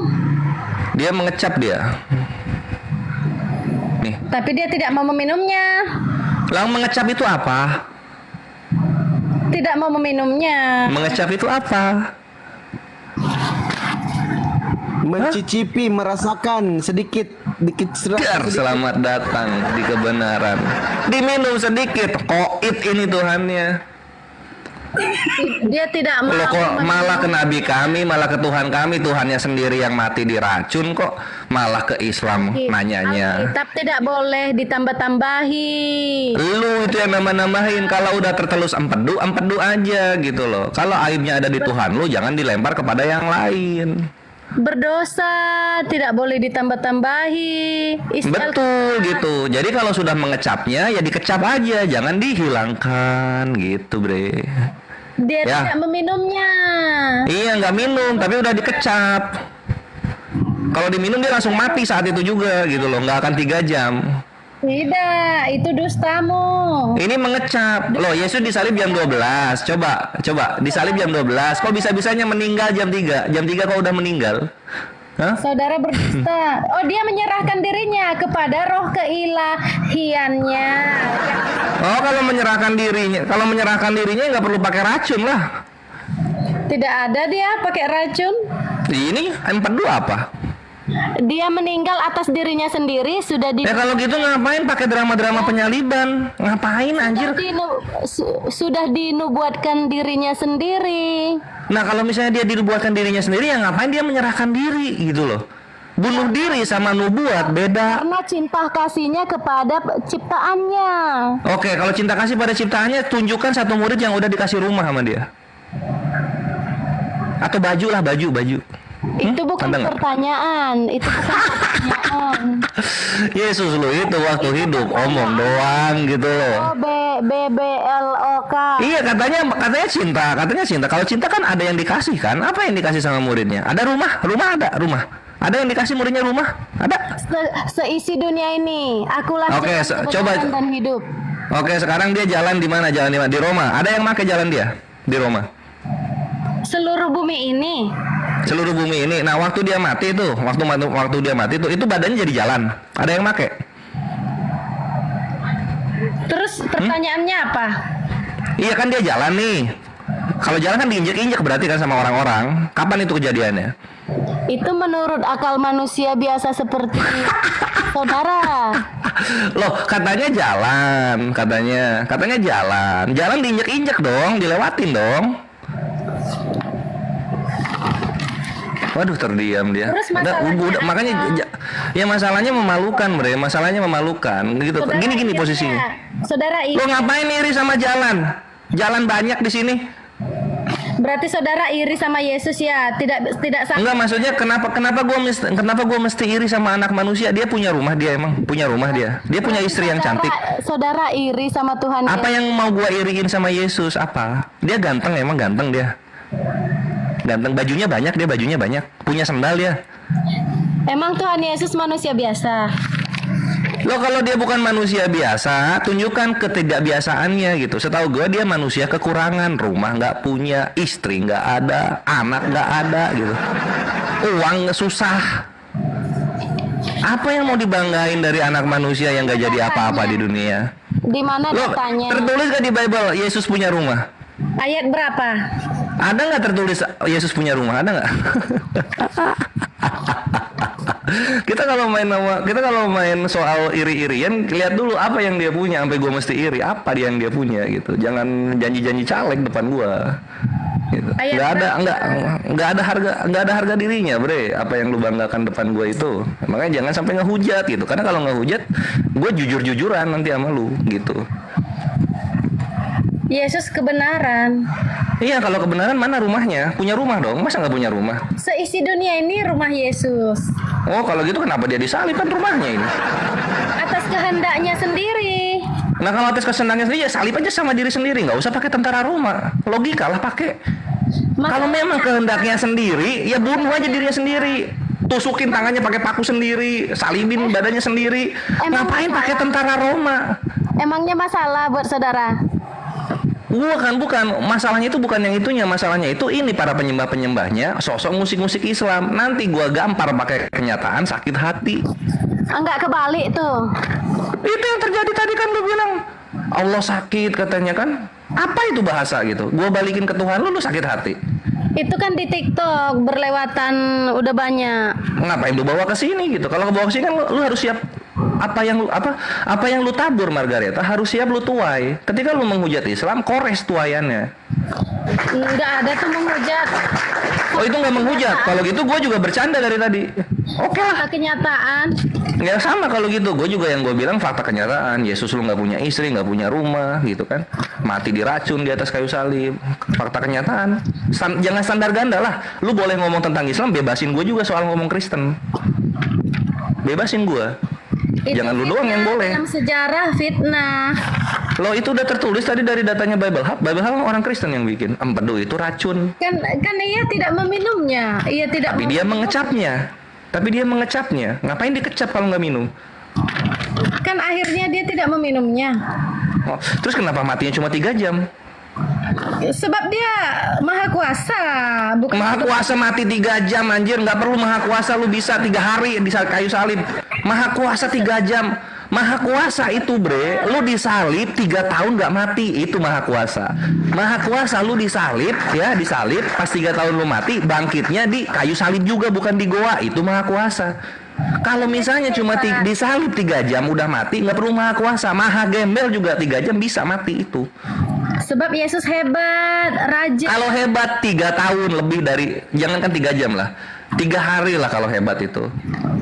Suka-suka hati Yesus lah. Lah kalau bukan suka-suka hati, memang dia kemampuannya di bawah manusia normal gitu loh. Suka hati Yesus lah. Yesus Bukan suka hati, memang nggak mampu fisiknya lemah Yesus ini. Anda yang lemah. Loh mana ada, ini coba gua gebukin itu tentara Roma kalau mau nangkep Anda bisa gua. mati membusuk, sedangkan Yesus tidak. Mana sekarang kenapa kelakuannya kayak mayat? Kenapa? Coba katanya hidup kok kayak mayat, nggak ngefek apa-apa sekarang. Yesus saja naik ke surga, Anda tidak bisa. Mana? Ya coba kalau dia naik Oke, kalau dia dulu saudara naik ke surga, nggak bisa. Iya coba, kalau misalnya Yesus naik ke surga nih, sekarang surganya mana? Coba pengen tahu gua. Di surga. Mana surganya? Katanya naik ke surga. Kelihatan dong surganya? Yerusalem. Oke, di mana? Kenapa nggak dibikin atraksi wisata di sono? Mana coba surganya? Pengen tahu. Katanya naik ke surga. Pergilah sana.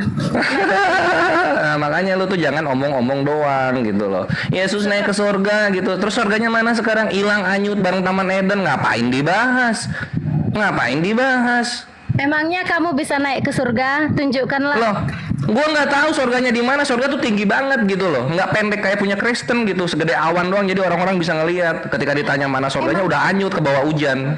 Emangnya kalau kamu mati bisa naik ke surga? Ya perlu gua. Tunjukkan dulu, buktikan. Ya sekarang buktikan coba Yesus itu naik ke surga itu di mana buktinya? Buktinya Apa buktinya sejarah. gitu loh? Buktinya sejarah. Mana sejarawan mana yang mengakui Yesus itu bangkit coba? Kalau Yesus mati semua sejarawan sepakat mati. Yesus bangkitnya itu loh. Israel. Udah gua lihat Israel di video-video YouTube diludahin itu orang-orang Kristen. Enggak Palestina. Terakhir aja. Diludahi. Palestina itu kemarin tuh rumah sakit Kristen dibom sama Israel, mantap banget anjir. Juru selamat, juru zong yang ada. Berapa gereja hancur di Palestina, berapa rumah sakit Kristen hancur di Palestina. Jilat-jilat terus pantatnya. Ngeri. Yang ada nabi dia sholat nungging. Yesus juga waktu dia disembah, penisnya yang disembah sama orang-orang. Nabi sholat Yesus disembah penisnya. meniup dubur kalau sholat. Oh, Yesus menggauli ibunya. Mana buktinya, datanya? Ya dia turun lewat mana dia? Nggak boleh meninggalkan sholat kalau buang angin. Ya iyalah, Yesus waktu mau berdoa mabuk dulu, dia minum anggur, gampang lah itu. Gua kalau misalnya tektokan kayak gini cepet bre, gua ngata-ngatainnya, serius. Coba aja. Tunggu aja sampai lu tunggu aja lu sampai ke bidadari. Coba aja ke situ. Ini ayat untukmu, janganlah kamu disesatkan orang dengan cara bagaimanapun juga. Ya itulah nyembah orang gitu, nyembah Tuhan yang ada kelaminnya, buat apa coba? Itu kesesatan itu. 2 Tesalonika, buka dulu. Iya, 2 Tesalonika. Itu yang ngomong siapa? Allah Bapa atau orang itu? 2 Tesalonika Tesalonika ayat 3. Iya, 2 Tesalonika. Itu yang ngomong orang atau Allah Bapa? Tunggu, kita baca. Janganlah kamu Iya. menyesatkan orang dengan cara bagaimanapun juga. Mantap. Sebelum hari itu haruslah datang dahulu murtad, dan haruslah dinyatakan dahulu manusia durhaka seperti Anda. Alhamdulillah. Orang yang harus binasa. Kok gue yang durhaka? Yang nyembah manusia berkelamin siapa?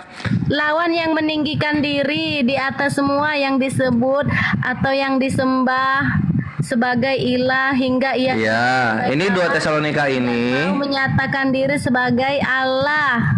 Mantap. Nah, ini 2 Tesalonika ini yang ngomong orang atau Allah Bapa? Ayat 3 tapi ayat 3. Iya, 2 Tesalonika ini yang ngomong orang atau Allah Bapa? Bapak.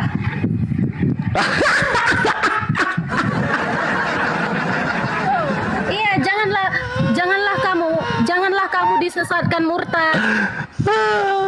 Ini yang ngomong Bapak katanya kawan-kawan. Kita lihat bapaknya siapa. Ini ya, 2 Tesalonika itu kan surat ya, surat untuk jemaat-jemaat di Tesalonika gitu. Dia ada, ya tahu. Nah, dia itu terdiri dari 3 surat gitu. Ini surat pertamanya, perhatikan pembukaannya. 2 Tesalonika 1. Jangan- Dari Allah Bapa Paulus. Waduh, Bapak Paulus, iblis. Janganlah kamu disesatkan orang, yang ngomong orang bukan Bapak. Aja lucu banget. Janganlah kamu disesatkan orang, omongan orang dipercaya. Gimana ini Margareta? Janganlah kamu disesatkan murtad. Janganlah dirubah lagi kata-katanya dia. Lu telan itu ludah lu tuh. Ini gue kasih juga sama lu ya. Roma 3 nomor 4 ya. Ini bagus nih. Sekali-kali tidak, sebaliknya Allah adalah benar dan semua manusia pembohong. Manusia seperti Anda. Semua, bukan cuma Anda, tapi semua. Nggak suka bakar. Udah habis dia kawan-kawan, udah habis. Yuk Akhir Fandi silakan dilanjut, mungkin ada yang lain ya. Selamat datang di kebenaran, jangan mulai bre. Kalau mulai apa yang lu tabur kores tuh ayatnya. Assalamualaikum warahmatullahi wabarakatuh. Waalaikumsalam warahmatullahi wabarakatuh. Waalaikumsalam warahmatullahi wabarakatuh. Puas sekali kami Bang Kores. Masya Allah. Ya itu warning ya, itu peringatan untuk Margareta agar tidak menguraikan kebencian berdasarkan ketidaktahuan, berdasarkan keoonan. Mana buktinya? Kalau benci apanya? lebih baik bertanya daripada menguraikan berdasarkan ketidaktahuan. Kan sudah Keoonan. bertanya Silakan, tadi. Kang Dito. Aduh, kakak Ibrani ini. ayat 4 kan sudah bertanya Kakak tadi. ini naik-naik, otaknya nggak dibawa. Kakak ini aduh. Kan saya pakai data. Aduh, robek itu nanti. Kan saya pakai data. Buka-buka terus Kang robek. Dito. Ya, coba prioritaskan teman-teman Kristen ya, kalau ada di bawah mungkin bisa dinaikkan yang Iya. kosong. Itu Kristen dulu. Ya, yang sudah request, yang Muslim boleh dicabut dulu permintaannya ya, supaya diskusi terus jalan. Dan yang kakak ini yang nggak ada itu apa ini? Coba disapa dulu Bang Kang Dito. Dinda, monitor Dinda. Dinda, selamat malam. Dinda, selamat malam. 1. Dinda, selamat malam. 2. Dinda, selamat malam. 3. Udah nggak ada isi tuh, kosong. Selamat malam Rudi, Pak Rudi. Selamat malam Pak Perkasa. Apa itu masuk itu? Aneh ya. Lucu. Ya, yang mau naik silakan. Yang mau naik silakan. Silakan yang mau naik silakan. Bahas Quran aja, Bang. Margarita, Tuhan kamu ada berapa? Gimana? Tuhan kamu ada berapa? 1. Emangnya kenapa? Yang mana? Kalau 1 siapa nama Tuhanmu? Tuhan Yesus Kristus, Elohim itu sendiri. Kenapa banyak kali kau sebut? Saya ulang ya. Itu bukan banyak. Dengerin dulu. Itu Tuhan satu kamu, nama. dengerin dulu. Tuhan kamu berapa? 1. Siapa namanya? Tuhan Yesus. Oke, berarti bapaknya Yesus bukan Tuhan. Tuhan Yesus cuma 1. Jangan ada pertanyaan yang lain. Kalau bapaknya Yesus, dengerin dulu. Kalau bapaknya Yesus Tuhan atau bukan? Yesus tidak punya bapak. Loh, Yesus berkata, aku akan pergi kepada bapakku dan bapakmu. Oh, itu kepada rohnya yang di surga. Yang mengutus Yesus siapa? Dirinya sendiri. Oh, jadi waktu Yesus berdoa kepada siapa? Kepada dirinya sendiri. Rumni abal-abal ndak betul lah. Oh, berdoa kepada dirinya sendiri. Iya, kepada rohnya sendiri. Emang kenapa? Boleh juga Sebab dia kan berdoa. maha kuasa. Terus kalau dia berdoa kepada dirinya sendiri, kenapa dia nggak selamat disalib? Kan selamat naik ke surga. Nah, dibunuh kok. 40 hari dia menampakkan diri sebelum naik ke Ya, surga. tapi pernah dibunuh toh. Dibunuh oleh orang yang tidak percaya sama dia. Siapa orang yang bunuh Yesus? Oh, Anda, orang yang tidak percaya. Oh, memang saya lahir waktu itu. Kan saat ini Anda tidak percaya sama Tuhan Yesus. Siapa yang menciptakan yang membunuh Yesus? Adam dan Hawa. Siapa yang menciptakan pembunuh Yesus? Gimana? Siapa yang menciptakan yang membunuh Yesus?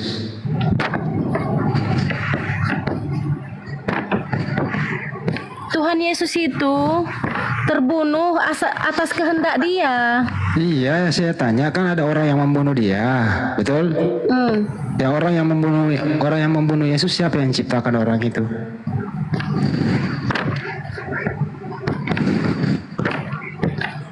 Itu bukan pertanyaan. Yang abang tanya gini, siapa ciptaan Tuhan yang pertama gitu?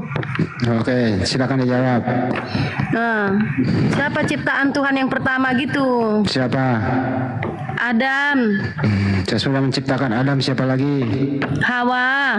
Sesudah Hawa, siapa lagi? Ya Anda. Maria ciptaan nggak? Iya. Siapa yang menciptakan Maria? Tuhan Yesus. Terus Kan udah semalam dibahas. Kok yang dikandung mutar-mutar? Maria siapa? Yang dikandung Maria siapa? Hah? Yang dikandung Maria siapa? Roh Kudus. Bukan Yesus. Ya, Roh Kudus itu Tuhan Yesus. Berarti Maria mengandung yang menciptakan Maria. Kan sudah dinubuatkan sebelum bumi ini ada Dinubuatkan oleh siapa? oleh Tuhan Yesus. Jadi dia menubuatkan dirinya masuk kandungan. Iya, Oh, buset. untuk menolong Anda, mengasihi Anda. Bagaimana dia mau menolong dia sendiri, nggak bisa tertolong, menolong Itulah dirinya? buktinya dia maha kuasa. Ini memang Apa yang dikuasai? Buktinya Tuhan Yesus maha kuasa yaitu bisa menjelma jadi manusia. Waktu dia dikubur Anda nggak bisa menjelma jadi Tuhan toh? Iya, waktu dia dikubur, apakah dia maha kuasa? Maha kuasa dong, kan bangkit. Apa yang dikuasai dalam kuburan? Bisa bangkit. Ya kan masih di kuburan. Kan sudah nggak ada lagi, tinggal baju-bajunya. Berapa hari dia dikubur? 3 hari. Ya, apa yang dikuasai 3 hari dikubur? Kalahkan maut.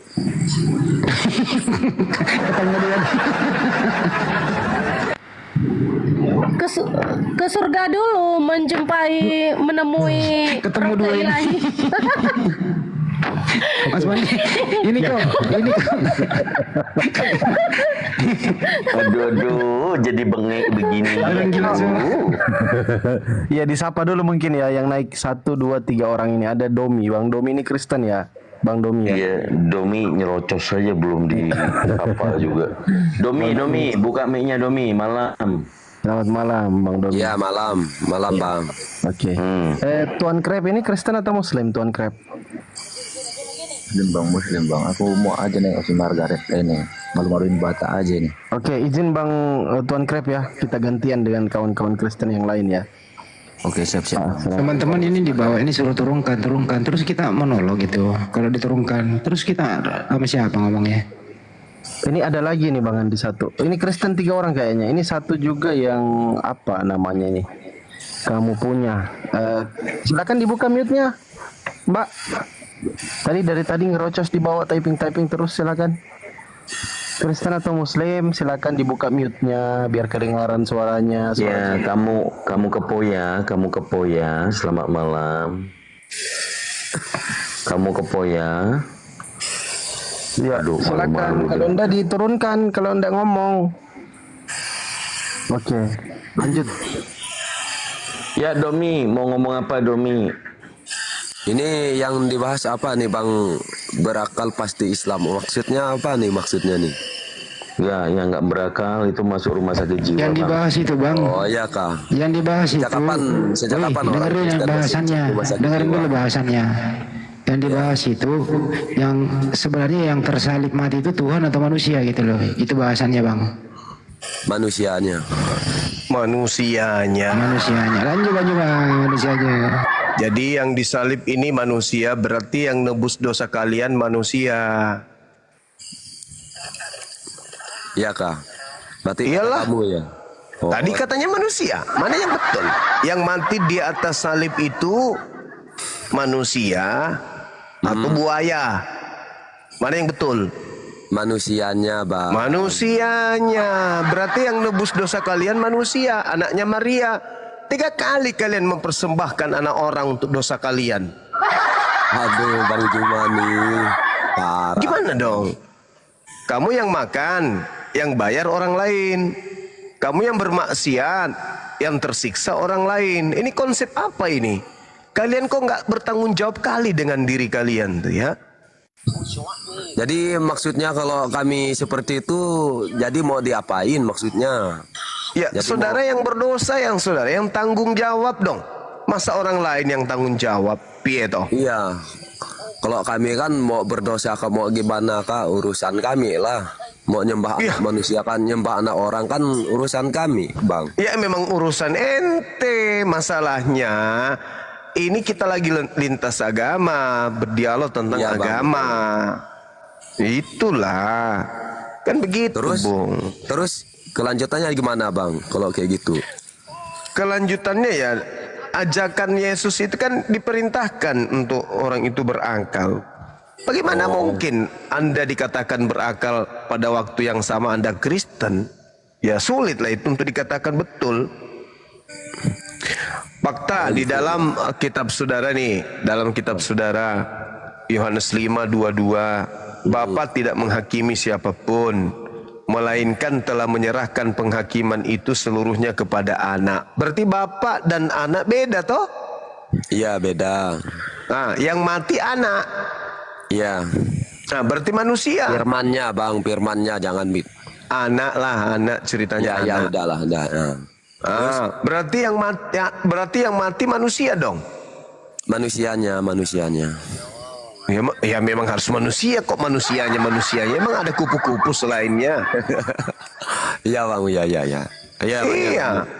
Iya, berarti yang mati nebus dosa kalian itu manusia. Nah, ajaran mana yang biasa kita dengarkan menumbalkan manusia? Ajaran apa itu, Bang? Nggak Pagan. tahu saya, Bang, nggak tahu saya. Kok nggak tahu? Nggak tahu. Yang menumbalkan manusia itu ya ajaran pagan, ajaran sibilisis. Oh iya, Pak. Iya. Bang Juma, bukannya itu di pagan itu, bukannya di pagan Quraisy yang di Ka'bah tuh, Kak? Bukan, Kak?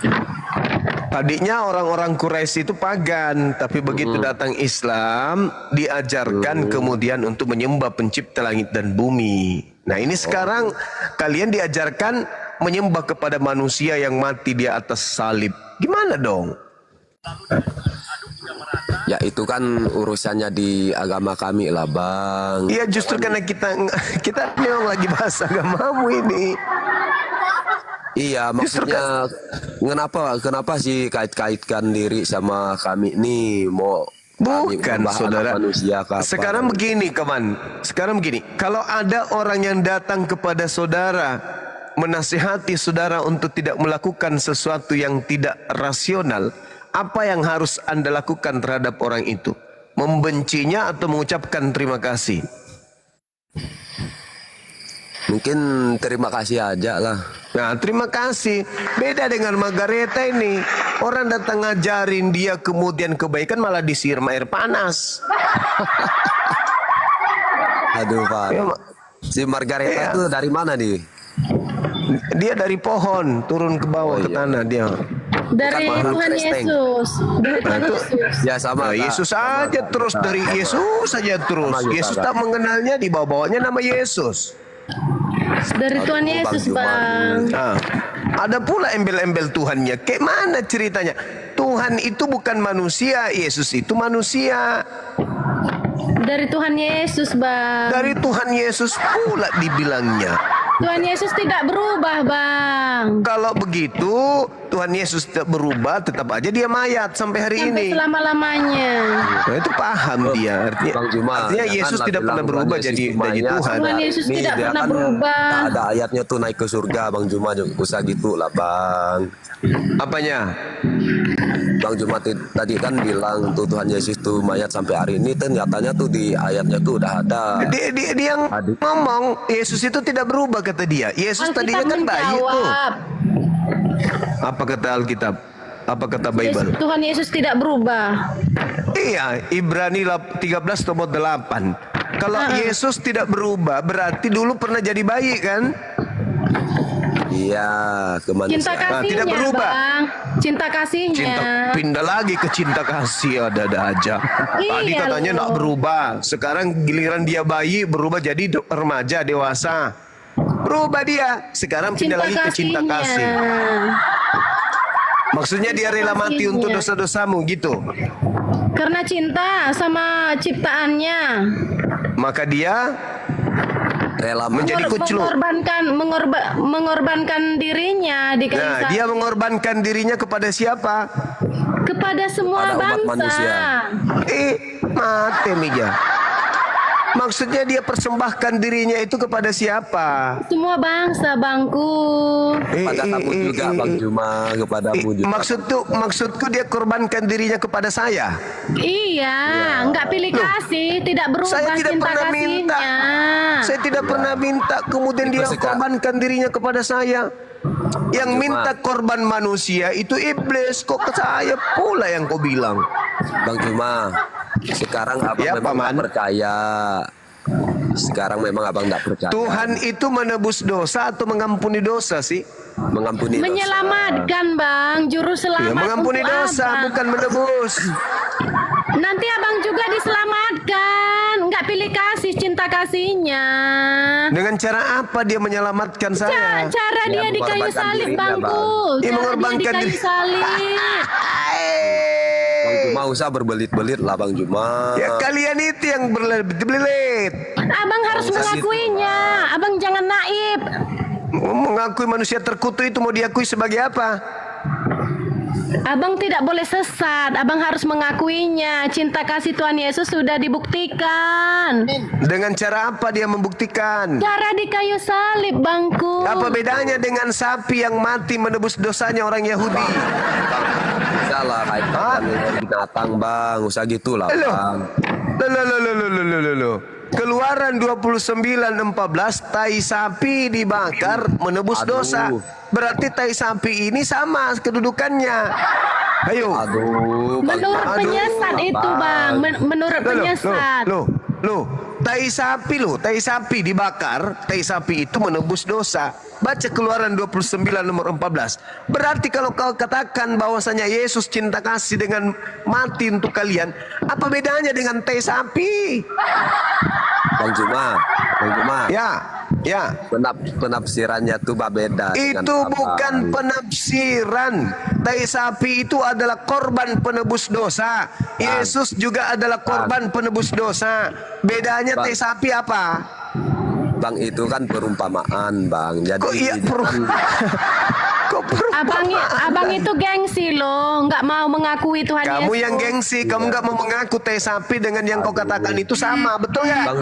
Bang Juma itu Bang masih dikasih kesempatan untuk bertobat. Hidup ya, untuk hidup.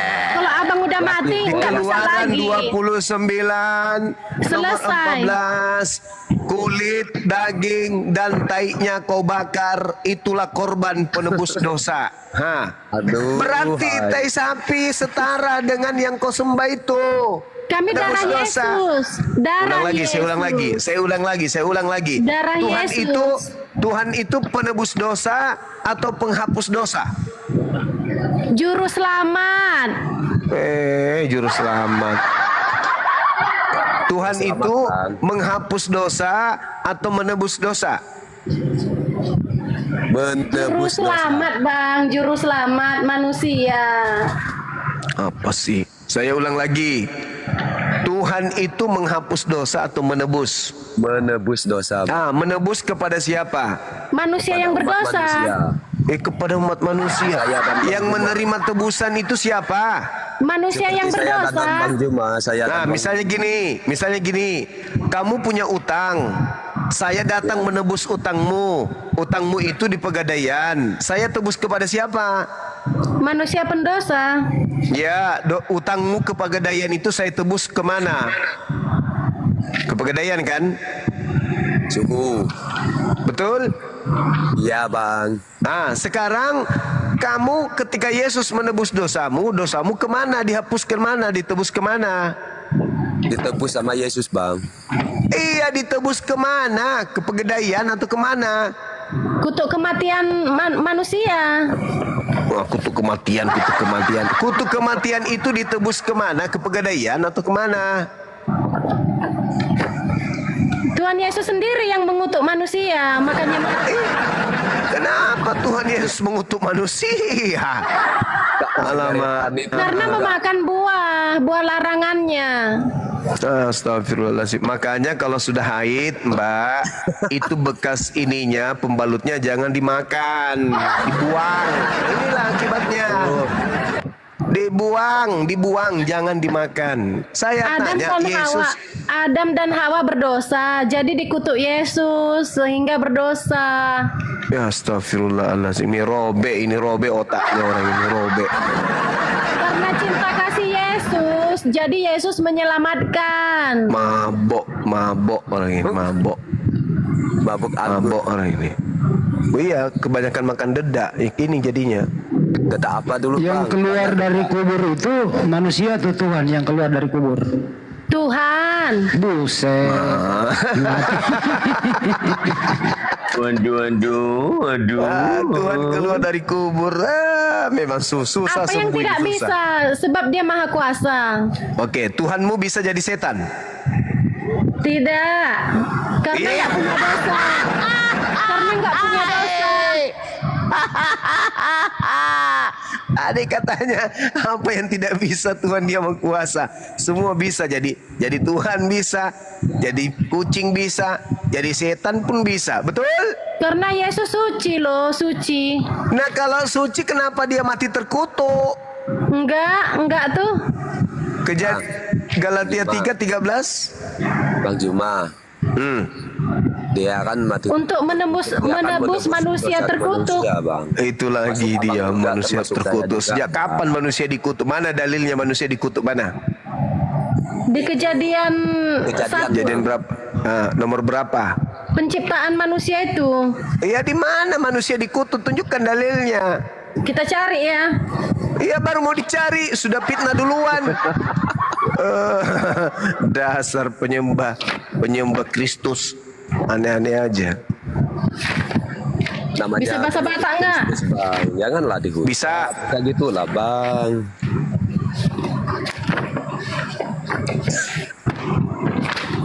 Saudara Domi, Iya. Yesus bisa nggak cebok sendiri? Nggak ada tertulis, Bang. Kalau di Bible ada ditulis mungkin iya. Ya, Kalau- pertanyaannya, ketika dia bayi bisa nggak dia cebok sendiri? Nggak ada dinubuatkan. Bang, kalau Alamak. sih mungkin tak bisa bang. Ya. Dengar dulu. Lalu yang cebokin Tuhanmu siapa? Nggak boleh ditambah-tambah isi Alkitabnya. Lalu yang cebokin Tuhanmu siapa? Emang ada ditulis di Bible bang?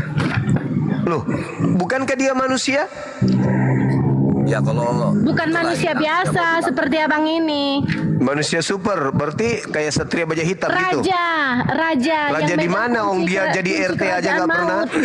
Emang Yang Yesus megang pernah jadi kunci RT? kerajaan maut. Memang Yesus pernah jadi RT? Tidak ada tertulis. Enggak ada tertulis. Kalau Anda mengatakan dia raja, Om jadi RT aja kakak pernah, di mana? Raja apa dia? kalau dia ada tertulis di Bible ada jadi RT ya kami ngaku. Kalau dia tidak ditulis di Bible ya kami tak ngaku lah. Nah, kalau begitu coba tertulis di mana di Bible kalau Yesus itu adalah pencipta? Kalau saya ini kan bukan penghafal Alkitab ya. Jadi Alah, kalau giliran kayak gitu, emang kalau kau hafal ada ayatnya gitu? Karena kamu penghafal ayatnya ada. Karena kamu bukan penghafal maka ayatnya nggak ada. Oh, memanglah kalian ini kutu iblis. Matius Ya, 11 iyalah. ayat 25. Lukas 3 ayat 33. Apa katanya? Bang Juma kalau ngomong Asal ngomong orang ini, asal nyebut, asal Yesaya nyebut dia. Yesaya Yes. 46 ayat 5. Kemahakuasaan Yesus tidak ada Kita yang baca ya. serupa. Tadi dia sebut apa teman-teman? Lukas 3 nomor 13 ya. Kita baca. Yesaya 46 Jawabnya, ayat 5. jangan menagih lebih banyak daripada yang telah ditentukan bagimu. Ya. Asal-asal Yesaya. ngomong. yang Bang Juma tuh Nah, inilah. yang berapa? tadi? Yesaya 46 Ini- ayat 5. ini kalau- Kemahakuasaan ini- Tuhan Yesus tidak ada yang serupa. Oke, kita baca Yesaya 45. Nomor berapa? 46 6 lagi. Nomor ayat 5. 5. Ayat 5. Oke. Nomor Yesaya 5 kita 46. baca. Kepada siapakah kamu hendak menyamakan aku, hendak membandingkan dan mengumpamakan aku sehingga kami sama? Apa itu maksudnya? Kemahakuasaan Tuhan Yesus tidak ada yang serupa. Orang mengeluarkan emas dari dalam kantongnya dan menimbang perak dengan daging, dengan dacing. Mereka mengupah tukang emas untuk membuat Tuhan dari bahan itu, lalu mereka menyembahnya dan sujud. Apa sih? Tuannya lagi bakal ngemas itu. Apa ini? Kemahakuasaan Tuhan Yesus Tuannya pergi ke tidak ada yang Sandalwood itu. serupa. Oh, Yesaya kok bawa-bawa Yesus? Apa pula orang ini? Nah, apa sih kok? Yesus itu nanti ada setelah ibunya ngeden.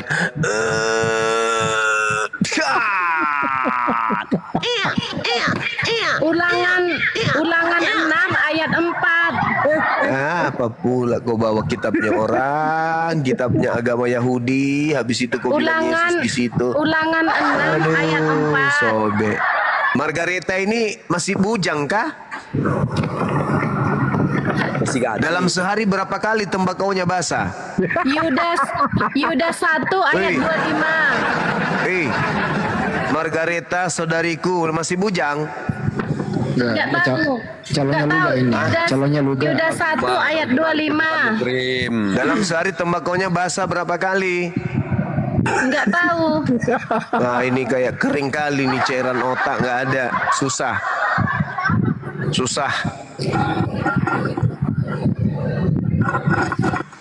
Matius Susah. 28 ayat 1 sampai 9. Sudah, ampun dah. Biar pantasan diusir sama orang tuamu kau ya. Kamu sebenarnya ini gejala awalnya apa ya? Coba, gejala awalnya apa? Pernah telan garpu nyangkut di otak?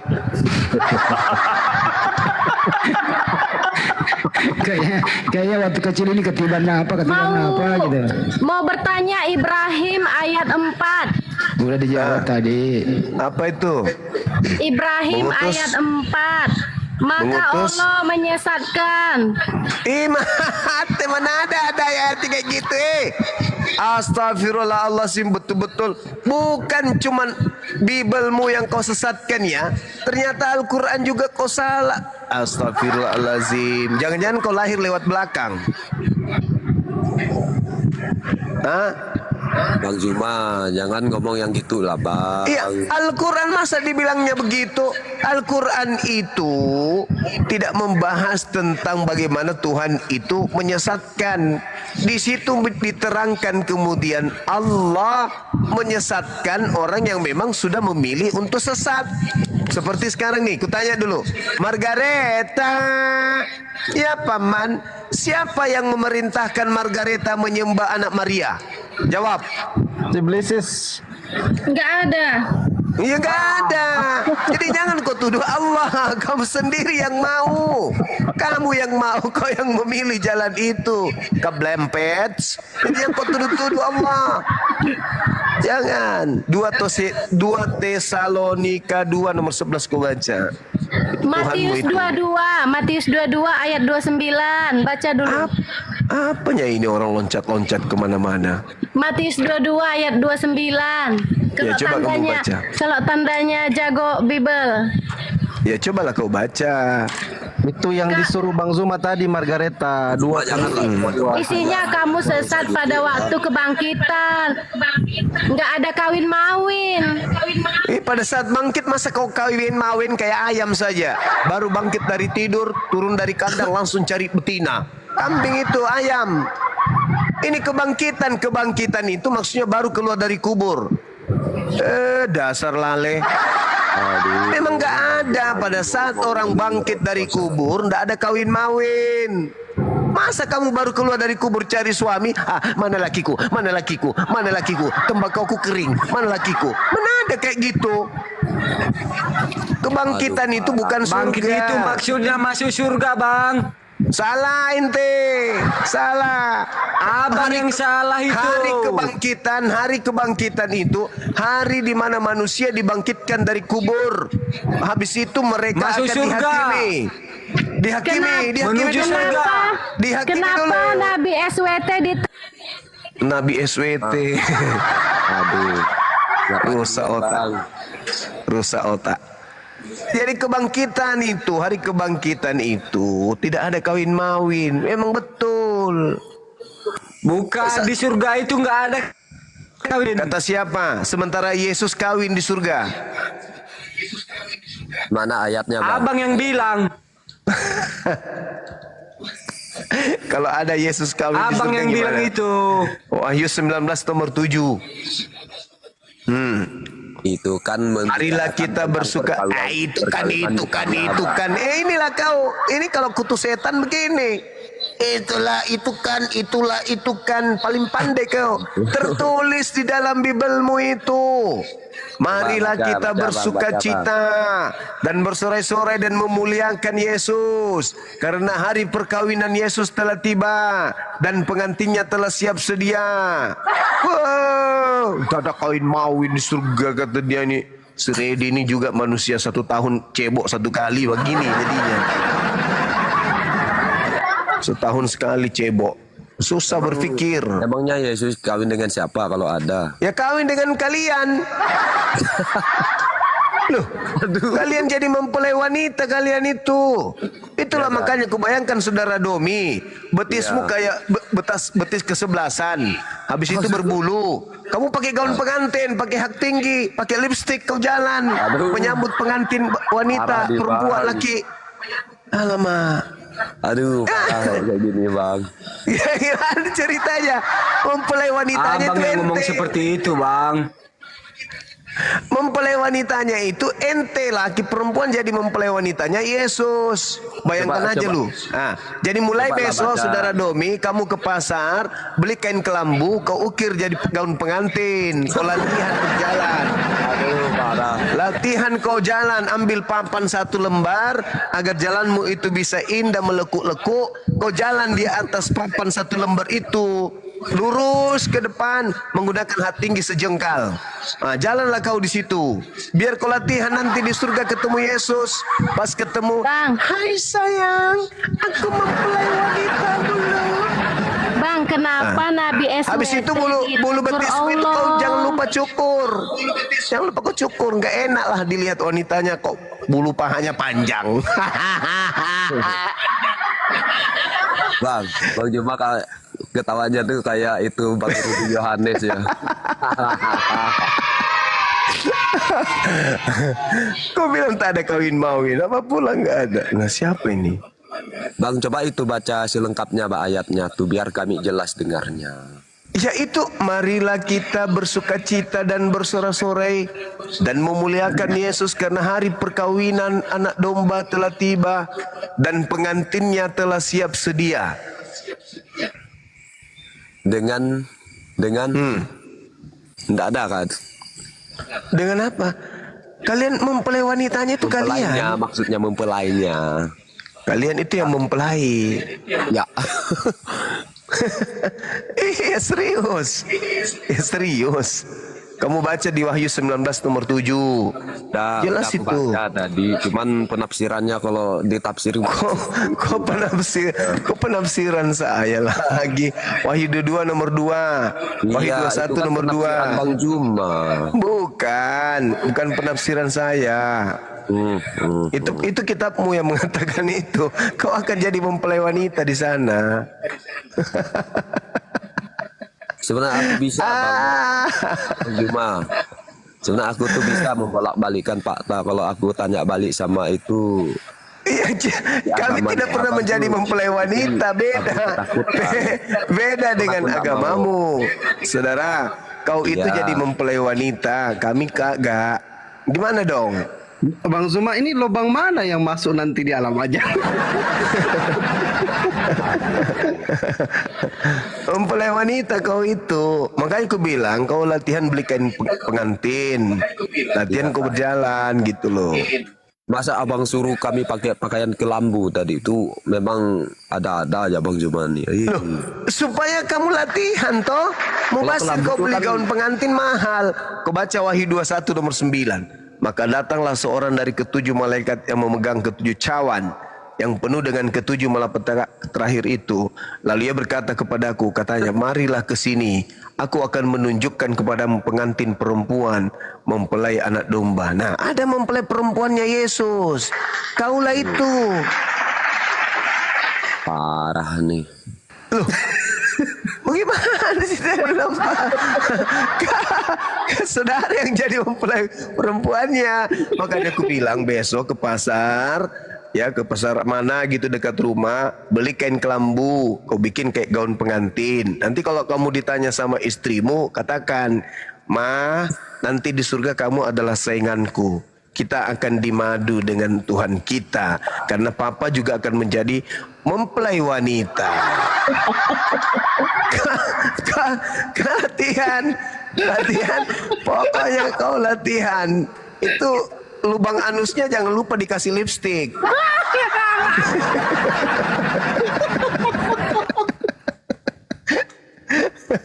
Emang di surga seperti itu ya? Ya tadi, ini dalil loh. Saya aja mau muntah bacanya. Itu dalil. Astagfirullahaladzim. Wahyu 19 nomor 7. Ya. Enggak latihan bicara kan, Bang Dom ini? Iya kan selalu latihan bicara kan? Ya kan Ilalena.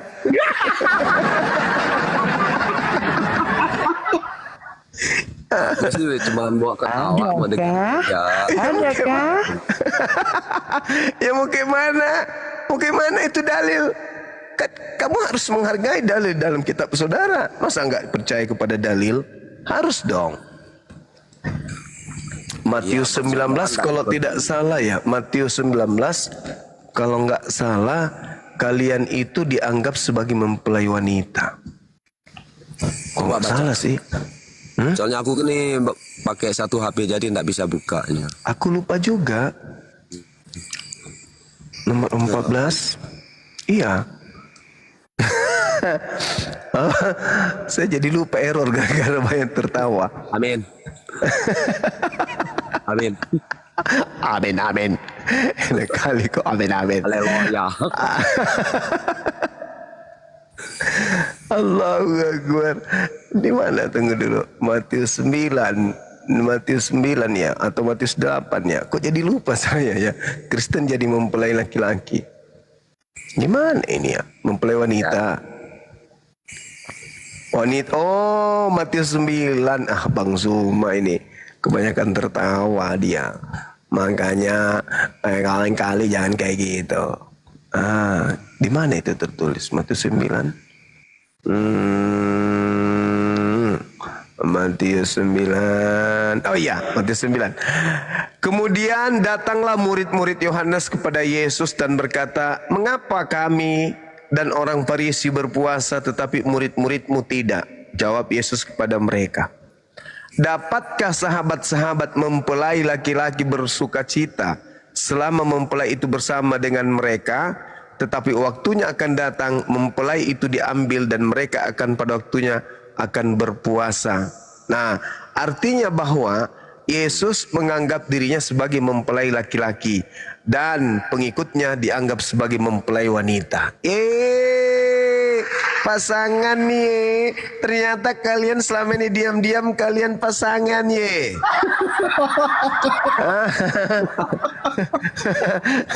Ya, ternyata ye gitu ye. Aduh, pantasan banyak perempuan kemudian nggak kebagian. Ternyata kalian Allahu Akbar. Di barat itu kan lagi latihan itu kan, lagi latihan laki-laki. Itu dia. Nah, coba kita lihat di dalam 2 Korintus 11 ya. 2 Korintus 11. Sebab aku cemburu kepada kamu dengan cemburu ilahi, karena aku telah mempertunangkan kamu kepada satu laki-laki untuk membawa kamu sebagai perawan suci kepada Kristus. Nah, cobalah seorang laki-laki dianggap perawan suci.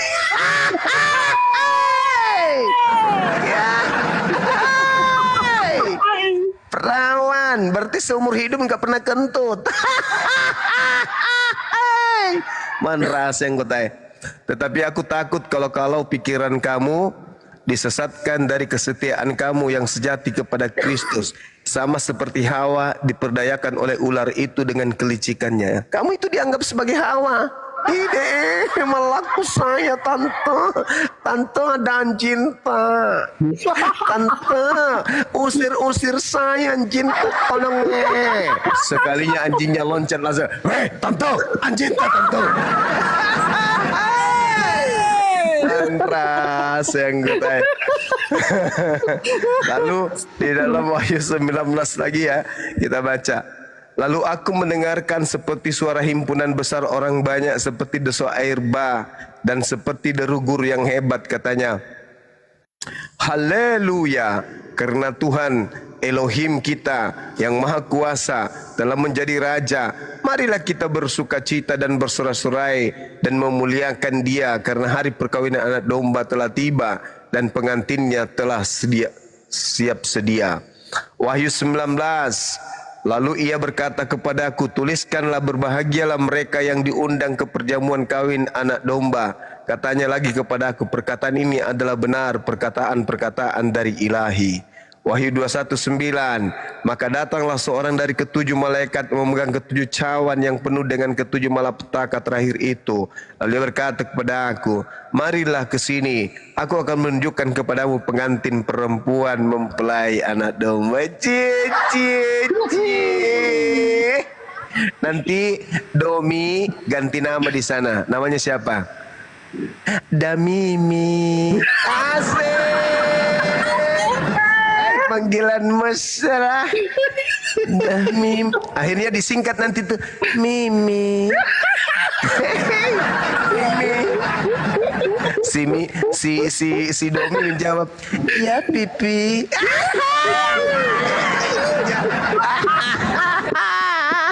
Saya gitu lah, Bang.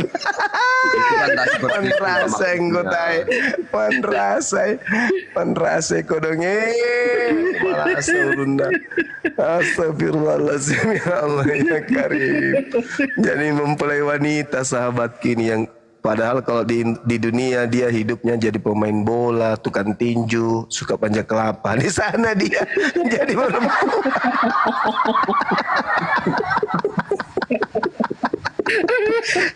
Di dunia kerjanya pikul kayu, ya kan?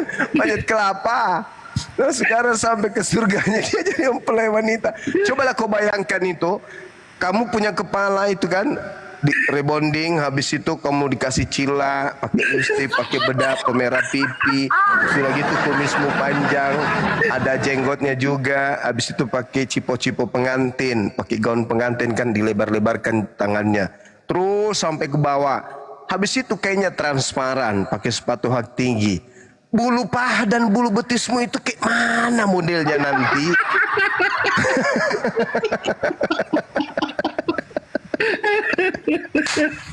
Nanti dipanggil kau Bang Domi, mempelai wanitaku ke sini ya. Iya, iya Ya, Tuhan, papi. 50 Tuhan. Iyalah bang, aku ikut ketawa aja bang. Ikut ketawa aja. Allahu Akbar. Masya Allah. Kita lihat itu yang ada tertulis. Kita tidak sembarangan ketawa. Yang tertulis kayak gitu mau kayak mana? Aku sih akan aja. Allahu Akbar. Masya Allah. Astagfirullahaladzim. Ya Allah ya Karim. Nah sekarang saya mau tanya kepada Saudara Domi. Pasrahkah Anda dan ikhlaskah Anda menjadi mempelai wanita? Nggak tahu bang.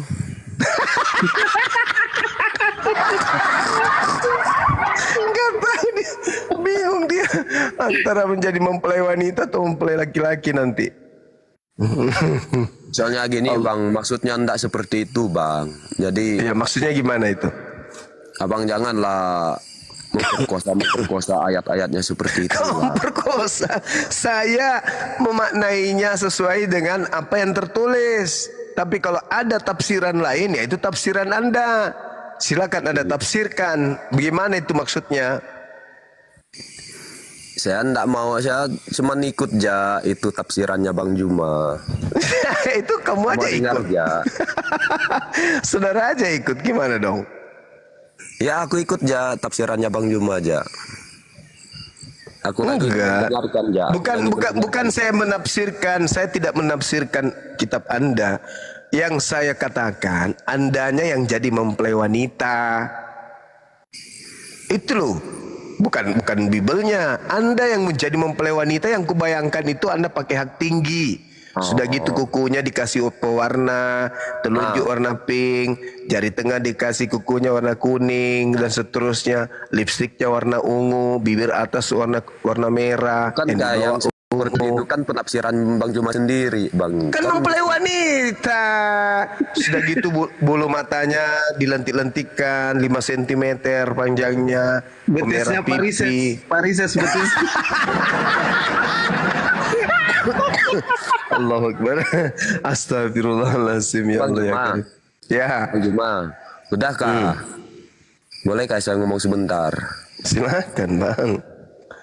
Bang ini kan udah jarang ya saya mau dengar itu Bang Juma. Coba lah itu gabung sama Bang Edi, saya mau dengar itu Bang Edi. Kalau itu memang pantas jadi mempelai wanita. Kalau itu sudah Iya, pas. maksudnya kita nih kan kalau Bang Juma sama Bang Edis kan seru, kita nih sukanya kan ramai-ramai nanti nengoknya. Kalau dia itu Diskusi naik sama sini, beliau. yang lain disuruh turun, mute. Dia mute sendiri, mute. Nggak bisa Bang, Edis itu orang gila. Itu aja Ustadz kami tuh, UAS, apakah kalian nggak malu? Seorang UAS, beliau ulama besar, diedit sama Edis dan dikatakan dibaptis. Apakah itu bukan gila? Gila kan? Ada nggak di antara kami debater Islam ini mengambil seorang tokoh dari gereja, tokoh dari Kristen, lalu kami syahadatkan, kami buat edit kayak gitu? Itu memalukan, itu aib. Aib itu menandakan bahwa benar-benar putus asa sudah kalian ini. Putus asa. Tak ada lagi jalan kemudian untuk memurtadkan orang, sehingga yang kayak gini-gini dibuat. Malu harusnya kalian itu sama Edis. Harusnya Soalnya Edis itu. Bang, soalnya yang itu memang saya belum lihat sih. Alamak. Coba ada nggak yang punya videonya? Pertontonkan. Coba. Buka lah kalau ada videonya. Cih, gila kali Su Edis itu. Memalukan. Iya. Saking putus asanya tidak pernah ada satupun manusia dia murtadkan. Dia ngedit video.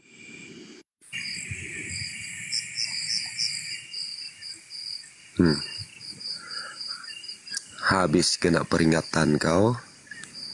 Iya, Bang Zuma kena peringatan. Bukan lagi, dah aku bilang tadi jangan.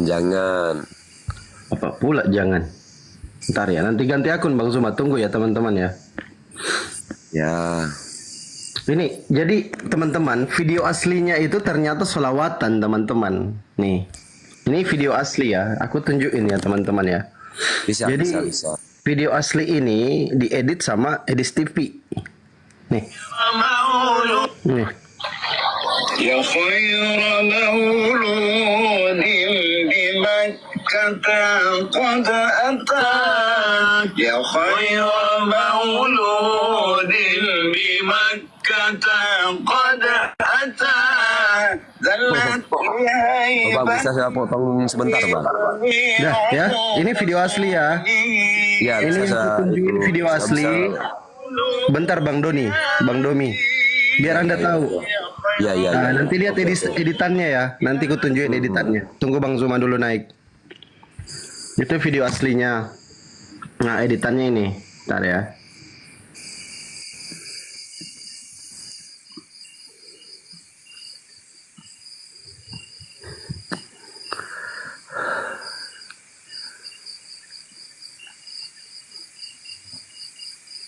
Sabar ya, tunggu Gurunda dulu, tunggu Bang Zuma dulu. Lagi ganti akun beliau, cari akun yang aktif. Ya, dengan baik. Baca di bawah.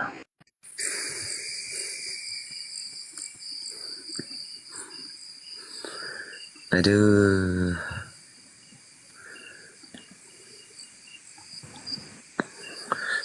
Emang Bang Juma itu pakai berapa akun dia? Banyak nih, 300. Ntar aku cari video Kang Dito, ada videonya Kang Dito.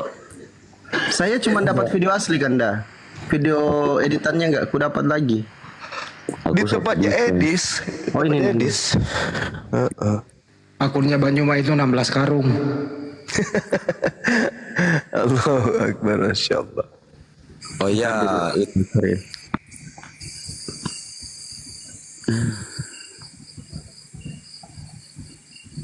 Edis ini saking inginnya mendapat apresiasi daripada Oten supaya dia bisa makan dapat donasi. Uas difitnah, diedit, dibaptis Ada juga katanya. PT-nya edit videoku juga diedit sama dia. Iya. Allahu Akbar. Enggak, Bang, itu yang seperti yang saya tengok di itu yang diedit itu memang kalau di kami di Katolik sih pembaptisan tidak seperti itu. Kalau di tempat kami tidak seperti di kolam pembaptisannya. Tidak di ember, Bang. Kayak yang tadi. Jadi kalau di kami tidak seperti itu. Jadi itu kan aliran mereka lah, Bang, bukan di aliran kami. Aliran kami tidak seperti itu. Mohon maaf ya, Bang. Ini Kanda, Bang Zuma. Pimpinan dan rancangan Tuhan hari ini Yang sebelah kiri yang diedit. hidupnya untuk dibaptis. Dia percaya Tuhan Yesus sebagai Tuhan dan Juru Selamat hidupnya. Dan hari ini dia memberi hidupnya dibaptis. Haleluya, haleluya. Saya membaptis engkau di dalam nama Bapa, Putra dan Roh Kudus, yaitu di dalam nama Tuhan Yesus Kristus. Betul.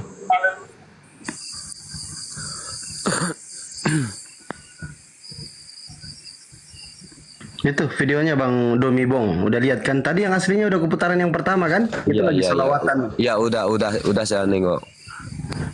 Hebat kan? Nah itu. Tengoklah Edis itu kelakuannya. Gak malu kalian dibuat sama kelakuan kayak gitu. Pingin kali berhasil penginjilannya tapi hoax. Gak ada satupun orang dimurtadkan sama dia. Akhirnya putus asa. Videoku pun diedit sama dia tuh. Oke gitu. Kurang Ya ajar udahlah memang kalau itu. gitu bang. Yang penting Ya. aku udah tahu. Aku mau turun dulu ya. Permisi dah. Mau Jangan lupa besok ke pasar beli kelambu. Iya, aku mau beli kelambu untuk itu pengaman itu nyamuk ya bang besok. Gaun pengantin. Iya, nanti kalau untuk gaun pengantinnya bisa dibeli yang asli, murah kok. Untuk pengantin yang orang di sini kan ada yang mau nikah, nanti aku kasih sama mereka. Kalau kelambu nanti saya buat untuk tidur, untuk pengaman nyamuk. Untuk abang lah persiapan. Saya kan udah nikah, mau nikah lagi kapan? Iya, nanti di sana di hari kebangkitan Kecuali kan kalau jadi di tempat mempelai abang bisa wanita. 2-3 kali nikah. Kalau di tempat saya kan sekali seumur hidup.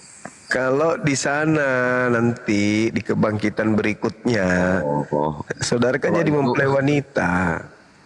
Bang, kalau di situ kita belum tahu, kita masih di dunia ini bang, masih belum. Dalilnya sudah ada pun. Masa nggak percaya sama Bible? Besok beli papan, latihan berjalan di atas satu papan. Iyalah bang Zuma, Iya. ajak lah. Iya. Penting itu kan kepercayaan menurut bang Zuma. Domi, menurut kamu kelakuannya di situ menurut kamu baik atau tidak baik? Kalau menurut aku sih, kalau yang diedit itu sih memang, kalau yang jahat sih bisa bilang jahat. Cuman saya belum lihat yang realnya aja lah. Yang aslinya saya belum tahu. Pengakuan dari beliaunya, dia bilang sih oke-oke aja. Dari teman-teman, dari room-room yang pernah aku masuk. Perpanjang, menurut kamu jahat atau baik? Itu aja. Aku belum bisa, soalnya aku masih belum terlalu mendalami itu. Saya ulang kembali. Ustaz Abdul Somad di framing, dibaptis, diedit videonya, diisi suara lain. Pertanyaannya, Iya. perbuatannya di sini menurut kamu A baik, B jahat?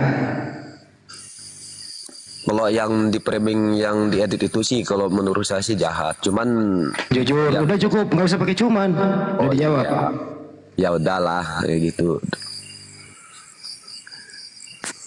Cuman itu Jayamong ya, aku mau pamit dulu.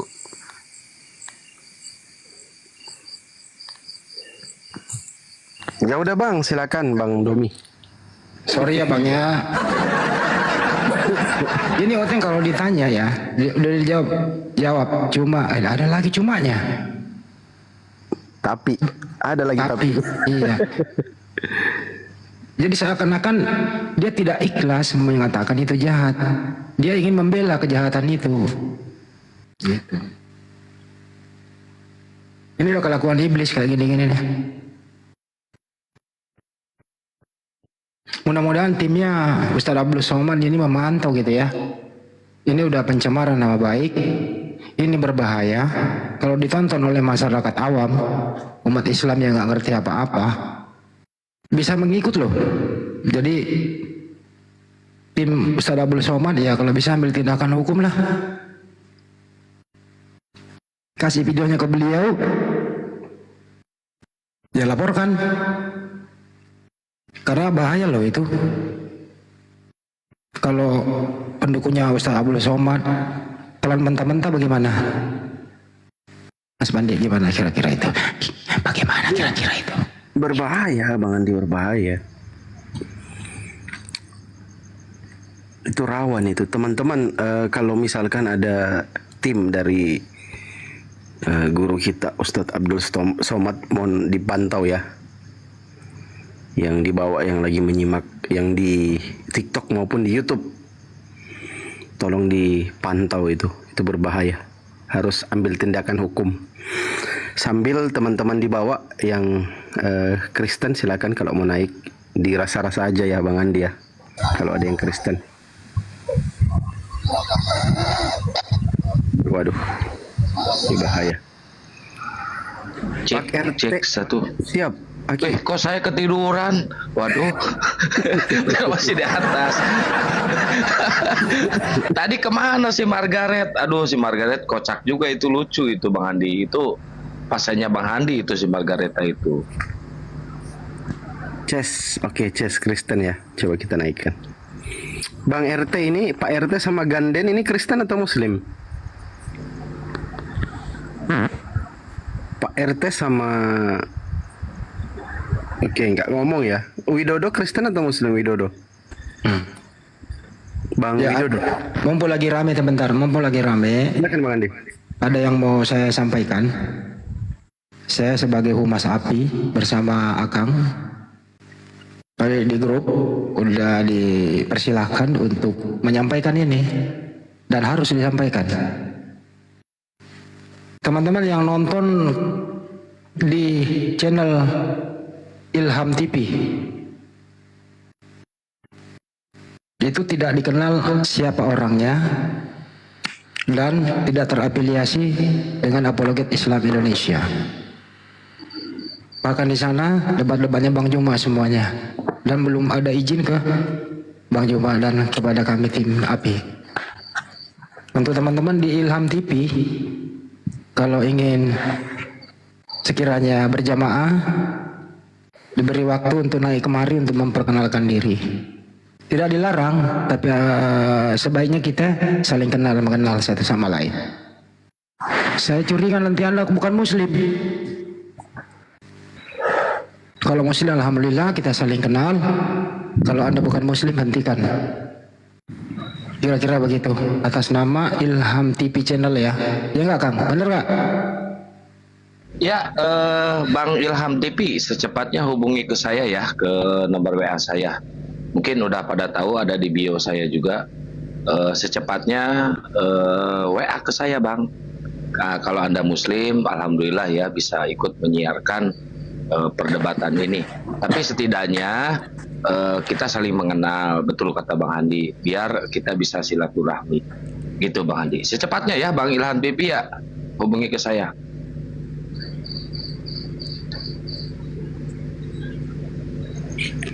Gitu, baik. Ini ada Kristen ya, Bang Ces. Silakan. Selamat malam Bang. Ya, tadi saya nonton live-nya Edis TV, itu sudah dikonfirmasi bahwa yang edit itu orang Islam sendiri yang mau merusakin citranya Edis. Tadi banyak itu yang nonton itu. Enggak, dia tahu kok siapa kok. Itu hari siang ngomong naon kafir, nggak bakal ada orang Islam yang kayak gitu. Gimana sih? Beleguk sih, ontohon, belegok sih. Ayo sama gua, mana si Edis, suruh ke sini si Edisnya. Suruh ke sini si Edisnya. Ayo sama gua. Sabar dulu. Ngomong, itu udah nggak ada urusannya kayak gini. Ayo sama gua. Mana si Edisnya, suruh ke sini. Ontohon sebeleguk sih. Belur lu kalau sama Edis lu. Ayo sama gua, ayo. Bentar dulu saya luruskan dulu. Menurut Edis TV katanya Muslim. Apa nama itu aku? pekerjaan Ustaz. Iya, ntar dulu. Kerjaan lu udah mitnah, anjing lu, setan lu. Udah mitnah. Apa nama udah mitnah akunnya Ustaz itu? Gua lu. Apa nama akunnya umat Islam itu? Kalau tuduhan Edis kan umat Islam nih. Nah, apa nama akunnya itu? Bisa disebutkan di sini? Kita cari kok bisa nemu. Apa nama akunnya Bang? Coba laporkan ke polisi kalau berani lu. Pasti kena kali. Ayo sama gua laporin. Emang mau gua laporin lu. Anjing lu, Kristen, setan lu. Ya udah cukup. Babi lu. Turunin aja. Memang ini si Edis ini, si iblis ini memang pintar sekali memainkan kata-kata. Umat Islam dituduh mengedit. Sebodoh-bodohnya umat Islam nggak akan pernah berbuat begitu bro, nggak masuk akal. Itu namanya alibi kamu itu alibi sampah. Alibi sampah. Alibi sampah itu nggak mungkin tuh Muslim berbuat demikian. Itulah pinternya si Edis berbohong karena memang sudah. Ya iblis. kalau sama orang-orang kayak gitu nggak usah dibaik-baikin, kita habisin aja orang-orang kayak gitu mah. Udah fitnah ustadz kita, sekarang fitnahnya ke Islam, udah tahu mereka yang ngelakuin, dasar bajingan. Tapi jangan keluar kata binatang, nggak kena akunmu. Nggak apa-apa, bikin lagi. Yang penting emosi udah terluapkan lah. Udah fitnah 2 kali tuh, hebat kali tuh. Adanya lagi kok, ada orang yang percaya omongan si Edis ya. Saya rasa orang yang percaya omongan si Edis itu orang yang gak berakal. Gak masuk akal loh kalau Muslim mau edit kayak gitu. Apa tujuannya coba? semua umat Islam itu ya mengagumi Ustaz Abdul Somad, keilmuannya mumpuni. Mana ada umat Islam tega kayak begitu? Ini nggak masuk akal alibimu bro, alibi sampah. Nggak masuk akal itu.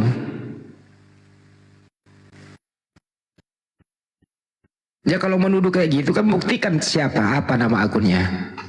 Ini kalau di pengadilan